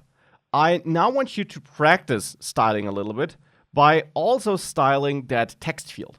Now, it doesn't look too bad like this, but we can certainly improve it a little bit. Now, simply play around and dive into the official docs and see which rules are available there, the supported CSS properties here. And feel free to style it the way you want. I will style it in a way where I will set this border at the bottom on both platforms, so I will add it as a rule, and I will color it in the same way I colored this button, so using that same purplish color. That is something I will set, and I will probably add some spacing on the top and bottom of it. But feel free to use different styles. This is what I will use in the solution, and definitely compare your approach to my solution video to see how I solve this, especially in case you get stuck or you're not sure how you can target the text field or how you do apply these properties, though it really just works as we did it here. So good luck with that. Were you successful? I will now work on that text field, and just as before, I will actually set this up with a class, which I then can add to any text field which should get these styles. And I will have a class of form control here, but you can use any class name you want. You could name this input, whatever you want. Now there, I want to have a border bottom color, as I mentioned, of this purplish style here, and a border bottom width of 2 maybe, so that we can clearly see this border. Now, I also want to add a margin top and bottom of, let's say, 5 and 0 left and right. And didn't mention this in the tasks, but I also decided to set a font size here, and I'll set a font size of 20. Of course, this is optional. If you didn't do this, no problem at all. I didn't mention it. Now, let's have a look at how this looks like. And for this, we, of course, need to add this class to this text field here. So there, let's add the class attribute and set this to form control, which is the class name I chose. And after saving this, it should automatically recompile and restart the application so that we see this style in action. Here it is. Now, it still takes the full width, just as the button. This is actually the default for all these UI widgets. They take the full width, and you will soon learn how to control this with layouts. For now, let's accept it as it is. But this does look quite nice. Now, I want to have some padding, which I do have by default on Android, but not on iOS. So let me actually go back to app CSS, and let's add a padding here. And the padding could be maybe 8 pixels top and bottom and 4 pixels left and right. We'll have to play around with that a little bit to see how that works. Yeah, that looks quite good. So now we have the same style on both platforms here. And that already is it. This looks nice as it is. And that concludes our first exploration of the styling world NativeScript offers to us. Now it's time to dive into the layouts so that we got more control and more power over how we can lay our elements out on the screen. And we can actually do more than just top to bottom as we're currently doing. Enough styling for now, let's dive into layouts. As mentioned before, layouts is really just a term for these core UI elements NativeScript offers you, which you wrap around your other elements, like the stack layout we used, which control how the children inside the layout are laid out on the page, how they are distributed, how they are positioned. And there are 4 core layout elements you need to know in NativeScript because you'll use these a lot. And these 4 typically cover everything you would want to do. There also are 2 additional ones, dock layout and wrap layout, and I will not dive deeply into them in this course because in my experience, you don't really use them that often. Of course, you find explanations on all of these in the official docs. Now, one important note right away. Layouts can also be nested into each other, and that is important because you could think that a stack layout is there to hold buttons and text fields and labels, and it is. But a stack layout could also hold another stack layout. And implicitly, we are already doing this in our demo app here we built thus far, because we had a stack layout in the app component HTML file, and then also in our custom Angular component, the current challenge component, which we used in app component. But before we dive too much into nesting, what do these 4 core layouts actually do? How do they differ? A stack layout is pretty easy to grasp, I guess. It's there to position items next to each other or on top of each other, vertically or horizontally. So you can achieve layouts like this, where elements are sitting on top of each other or next to each other. And this little preview picture here actually would be achieved by already nesting stack layouts, because you would have an overall stack layout, which has a stack layout with the 3 rows, which has then 2 other stack layouts with the 3 columns, you could say. Speaking of rows and columns, if you want to build such a griddy interface, you could also explore the grid layout, which allows you to position items in, well, a grid of rows and columns, with which you can achieve very flexible layouts like this one. And I'll, of course, give you examples and show you how to use these layouts in detail over the next lectures. Now, when you don't need a full grid, but you want to position elements in one dimension, so in a row or in a column, then you can also use the flexbox layout, which follows the CSS flexbox specification you might know from web development. And there you can do things like distribute items in a row to have a lot of space between them, or have them sit very close to each other, things like that. Now, sometimes you don't want to position items relative to each other or in a grid, but on like a coordinate system. And here the absolute layout can help you. It positions elements absolutely using coordinates. And with that, you can have overlapping elements and anything like that. So let's explore these layouts then one by one over the next lectures. I want to start with the stack layout, which we already saw in action. Now, the stack layout has two forms. You can set it up to have an orientation of vertical, which is the default actually, and therefore does need to be set separately, or orientation horizontal.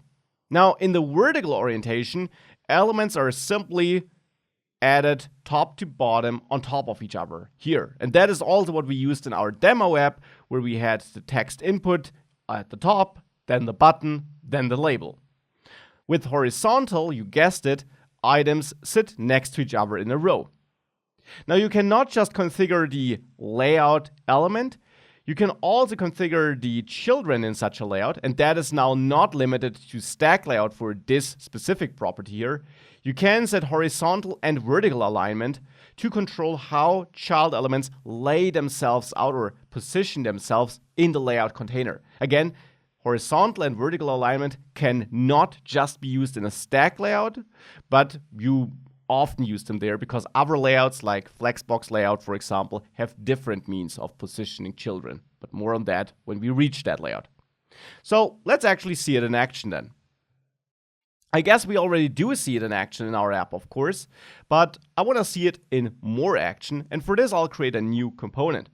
Now, here we'll also explore something new. We can use the Angular CLI to create a component.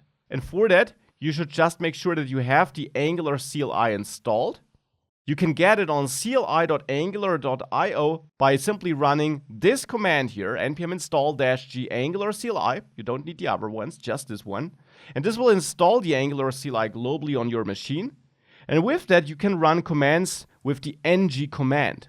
And in an Angular project, which this turns out to be at least partly, you can run ng generate component, or a shorter form, nggc, to create a new component automatically. And then you can just enter a name, and here I'll name this layouts. Or to be precise, I want to create a folder named layouts, and in there I want to have my stack layout. So by running nggc layouts/stack, a new stack component will be created in a layouts folder. Now, this command takes a while in a NativeScript project, so I will fast forward to this being finished. Might be faster at the point of time you're viewing this. And let's dive into this component once it's done. So it is done, and in layouts I got my stack layout here. By the way, we'll later delete this folder, it's here for practicing. And we get a component created with that module ID, and basically a very basic initialization here. Now in that stack layout, let's practice it using it. And let's add a stack layout as we did before. And in there, I want to have a label with a text of just maybe item 1, any text you want. Now, one item alone is boring. Let's add more items. So I'll add 2 and 3 here as well. Now, to make sure we can see them in the CSS file, I will style my label. And keep in mind, that is scoped to this component. So only labels in this component will receive that styling. And I will add a background color, or we could add background color, but also just background works, of let's say red, and then a width of 50 and a height of 50 so that we can see this. Now, actually, let's make it even easier to see them by giving these labels IDs, I1 and so on, so that we can target them separately and give them different colors, I guess. I3. So now back in the CSS file with these IDs added, I want to have width and height be equal on all labels, but I will target hashtag I1 for the element with ID 1 and give that background 1. And then the other one here, I2, will get a background of, let's say, blue. and I3 will get a background of anything you want. I'll take orange. Now with that set up, let me save that and let's go back into app component HTML, and I will comment out my demo app, and for now I will simply use the NSStack component. Now by running the ngGenerate command, this received a selector by default, and it was also added to the app module to declarations there automatically. Here it is, the stack component. So that is why I can start using it immediately. And if I now save that, keep in mind my TNS run processes are still running. This app will reload and will not see the text field anymore because I commented that out. But instead we see the stack layout in action. Or, well, we would so if, important as I mentioned, we would have wrapped this in a stack layout here, because you need to have a root layout around your, well, topmost component, which happens to be this one here. So let's try this again after wrapping it in stack layout here in app component HTML. And now as this restarts, here we see the result. These three elements are positioned on top of each other, as you can clearly see, vertically, because the default is orientation vertical. Now let's explore the horizontal case by going back to our stack component HTML file. And there we can set orientation horizontal. Now again, it was set to vertical by default. If we do that, you see now they're positioned left to right. Now let's make it a bit easier to see that stack layout here by going to that CSS file, and I'll add a new rule here, the stack layout selector. And there I want to select my, well, stack layout, which wraps these elements, and I'll give it a border color of green. We're not using that down there, no. And a border width of 5 so that we can clearly see that. And I'll also give it a padding of 10 so there is some distance between that border and the elements inside of it. Now as this reloads, we will clearly see the stack layout. There it is. And of course you also see they're all pushed to the left, which is the default. They simply start at the left. Now you can't override this with horizontal alignment, which I showed on the slide, because that only positions an individual label. Now to show you these child properties which I mentioned, let me give this stack layout a height here, which is not just the height of the children, but more than that. Let's say of 300. If I give it that height, you will see that the green border expands to the bottom, of course. And you see that by default, all the labels are centered vertically in there. Now we can't control the horizontal alignment of the items because, well, if we would try to center item 1 horizontally here, well, item 2 and 3 logically come after it though. We don't say anything about their positioning, so you can't push item 1, well, beyond item 3 basically by trying to center it horizontally. But vertically it's a different thing. We can position each item separately vertically. And we can easily do so by going to our labels, let's say label 2, and giving this a vertical alignment of top. And as the name suggests, this positions it at the top. Alternatives would be bottom and stretch. Now bottom should be really clear. Stretch will actually make the element stretch out from top to bottom, so it will ensure that the element is actually higher than it would be by default. So here you see the top positioning, and only item 2 is now pushed to the top. Now if you want to see the horizontal alignment in action, then we have to change the orientation back to vertical, which was the default if you remember. And then let's add horizontal alignment of right here on the first label. And for horizontal alignment, you can choose between left, center, right, and also stretch. Now as this reloads, you see the vertical alignment of the blue item has no effect anymore. For the same reason as previously, the horizontal alignment on the red item would have no effect. We can't push this to the top because that's the place of the red block.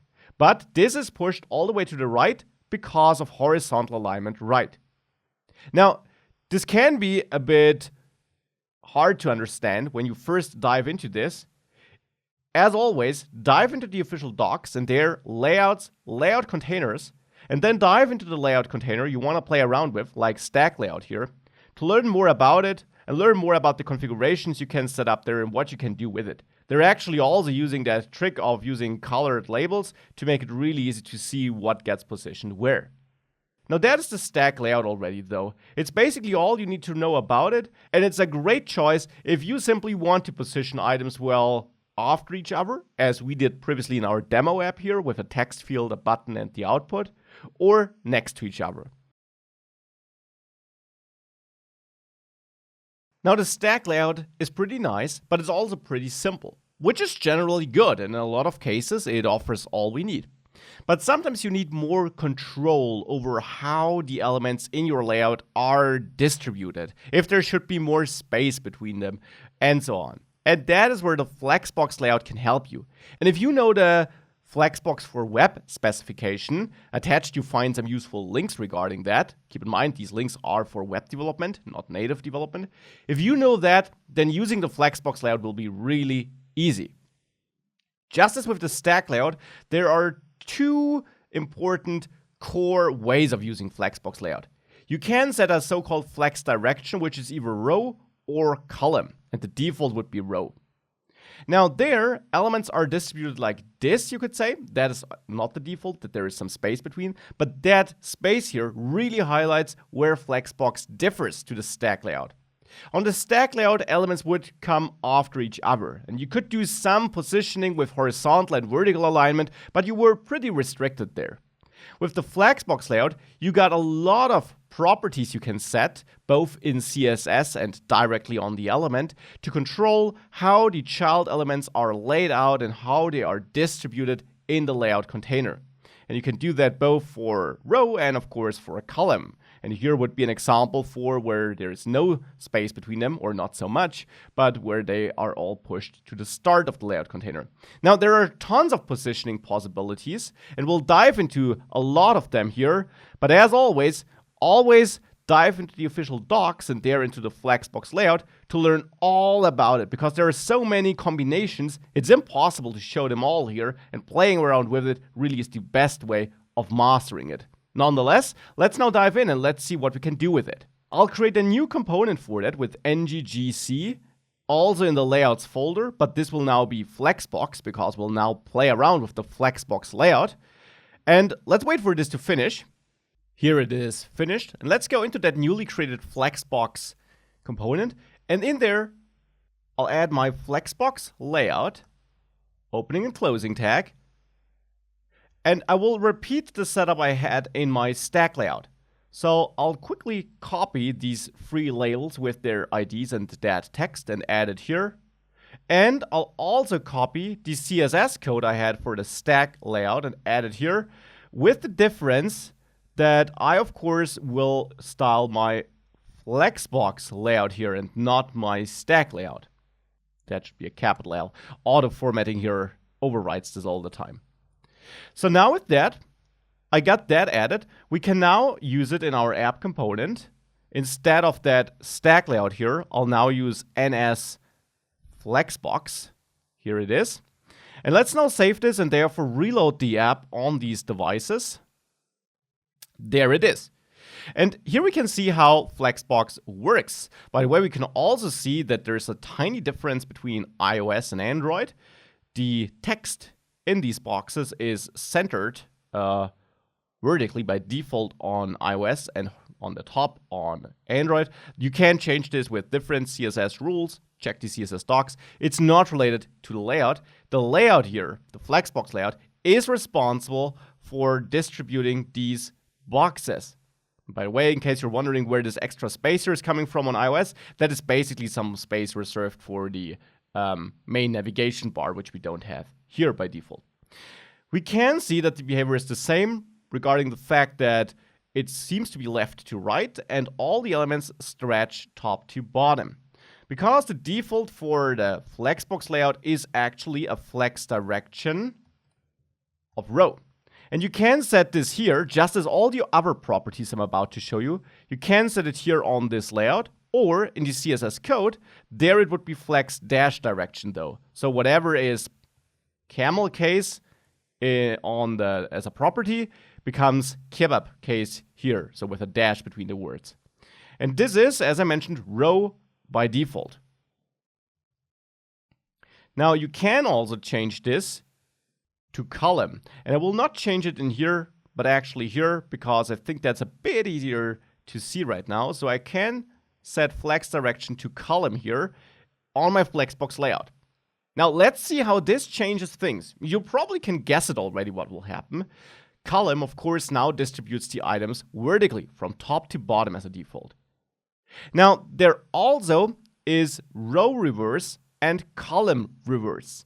And that keeps it vertically or horizontally. So column stays vertical, row stays horizontal, but reverse makes sure that we start at the bottom. And please note that it didn't push the items down to the bottom, but it also changed their order. Item 1 is now at the bottom, then item 2. So it really starts at the bottom. It's not just pushed down and the items still start from top to bottom. The items themselves are ordered to start from top to bottom. That is what reverse does here. Now I will go back to my normal column here, because the interesting part is not just how we can push our items around or where we start and if we position them top to bottom or left to right. We can also control how the items themselves are distributed within the available space. The available space is our green box here. Right now they're all sitting on top of each other right at the start. That is also what we could achieve with our stack layout. Now what we can do here is we can add justify content as a property here, or also with a dash and a lowercase c as a CSS property. And the default here is flex start. So if I set this to flex start here on the flexbox layout, then you will see that nothing changes in our output because, as I mentioned, it is the default. So that lets them start at the start of your so-called main axis. And for column, the main axis is from top to bottom. For column reverse, the main axis would be bottom to top. And for row, the main axis is left to right. So main axis is an important term you should keep in mind. It's top to bottom for column, left to right for row. The opposite of the main axis, so for column, the opposite is left to right, is called cross axis. So main axis for column, top to bottom, cross axis for column, left to right. For flex direction row, main axis is left to right, cross axis is top to bottom. And justify content defines how elements are positioned along that main axis. And flex start makes sure they sit at the start of the main axis. Flex end, on the other hand, makes sure that they are pushed to the end of the main axis. So if that reloads, we will see that all the items are now at the bottom of our green box. But important, they keep the order. Unlike column reverse, it's not the red box at the bottom. Instead, they still are ordered top to bottom, but they just are pushed to the end of the layout container.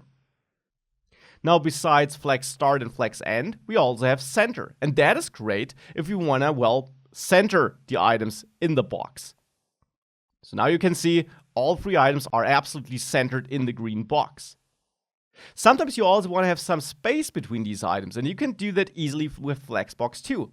On justify content, you can set space between, and this ensures that we have the first element right at the start of the container, the last element right at the bottom, or right at the end of the container, I should say, and then some space in between. And that space you see between the green border and the first and last element, that simply is our padding on the Flexbox layout. Otherwise, if I remove that, there will be no space there. So really, first element sits right at the start of the Flexbox, last element sits right at the end, and then we got an equal amount of space between all the items in our container. Here it is. Now, sometimes you don't want to have this distribution, but you want to have some space around all elements. Now, this adds the available free space around all elements. So now we got an equal amount of space before this element and after this element, and then before this element and after the blue element, and then before the orange element and after the orange element. And this already shows the power of the Flexbox layout. We can do a lot with it, and we really are, well, flexible regarding our positioning when using it. So far, I talked about the positioning along the main axis. And remember, we have a flex direction of column here, so the main axis is top to bottom. What about the cross axis though? We can position items along the cross axis by setting align items here. Now, align items, and I just split this across multiple lines to make it easier to read. Align items takes generally comparable values to justify content, but not exactly the same ones. The default here is actually stretch, and that is what, since it's the default, is currently getting applied. This is what's responsible for all the items taking the full width of the container. Again, remember, align items controls the positioning along the cross axis. So since we have a flex direction of top to bottom, the cross axis is left to right, so stretch ensures they take the full width, left to right. But we don't just have stretch, of course. We can also set this to flex start, for example. And if we do so, then all the items will be pushed to the start of the cross axis, taking only the width they are set to use. So here you see they're all moved to the very left. Just as we have flex start, we of course also have flex end to move all the items to the end of our cross axis. Here they are. And unsurprisingly, we also have center here. We have no space around or space between though, because how would that work? Each item only moves in its own cross axis row, you could say here. But now they're all centered along the cross axis. Now, always keep in mind, this uses a flex direction of column. As I switch this to row, things start to become interesting because now the two axes change, and now the main axis is left to right, and the cross axis is top to bottom. And therefore, it's now centered like this. And if I, for example, set align items here to flex start, then the items will not be pushed to the left, but now the cross axis, since the flex direction is row, the cross axis is top to bottom, so all the items with flex start on the align items property are pushed to the top. So you can really have a lot of combinations here, and that were only the important properties on the Flexbox layout container. If we have a look at the official docs, we see we also have another property there, flex wrap, and then a bunch of properties on the children. Though the two I showed you here are really the most important. Flex wrap is interesting too though. Flex wrap allows you to control whether the elements automatically jump into a new line when they exceed the space of the container, or if they instead should shrink in their size. If I set this to no wrap, which is one valid value, then we can see an effect when I decrease the width of my Flexbox layout here, because we currently have row, so the width is important for distributing them across the main axis left to right. So width here should be, let's say, 120. Keep in mind that every label has a width of 50, so 3 labels, which is the amount we have, certainly have more width than our container here. So let's see what the result is if I set the width to 120. You can see they're all squeezed in there. So certainly each item shrank in size. It's not having a width of 50 pixels anymore. So Flexbox actually decreased the width of the labels. It overrode this rule, you could say. Because we set this to no wrap, we're not allowing items to wrap. They're not allowed to overflow either, and therefore they shrink in size. We can change this by setting it to wrap. If we do allow wrapping, well then you will see that each item keeps its width, or height, depending on what your main axis is, and simply jumps into a new line or column, again, depending on what your main axis is. So now we have this result here. Might look a bit strange, but keep in mind we have that spacing here because of the space around rule we set. So flex wrap can be interesting too when you have a scenario where you want to have multiple items in one and the same line, and you either must have them in the line, so then you should set it to no wrap, or you are okay with items jumping into a new line. Or, I'm always saying line, but of course, line could also mean column, because line is only correct if we have a flex direction of row. If we have a flex direction of column, we're talking of the space in a column, of course. So that was flex wrap. Now, regarding the child properties, I'll not go through all of them. Definitely feel free to explore and play around with these properties on your own. For example, you can even change the order of elements here. Flex grow and shrink are important for controlling which items should shrink and by how much if they need to shrink because of not enough space being available, as we just had a look at it. And align self can be interesting if you have an item that should be aligned differently on the cross axis than the other items. Like here, the default is flex start, but let's say the last item here should actually have flex end. Now I will remove my width here again so that we can see this a bit clearer on the flexbox layout.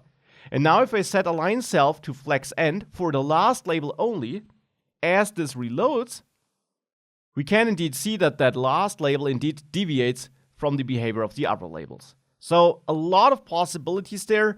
You saw the most common properties and how you use them in this lecture, but as I mentioned, feel free to play around with them to get a feeling for what you can do there and what you can achieve here.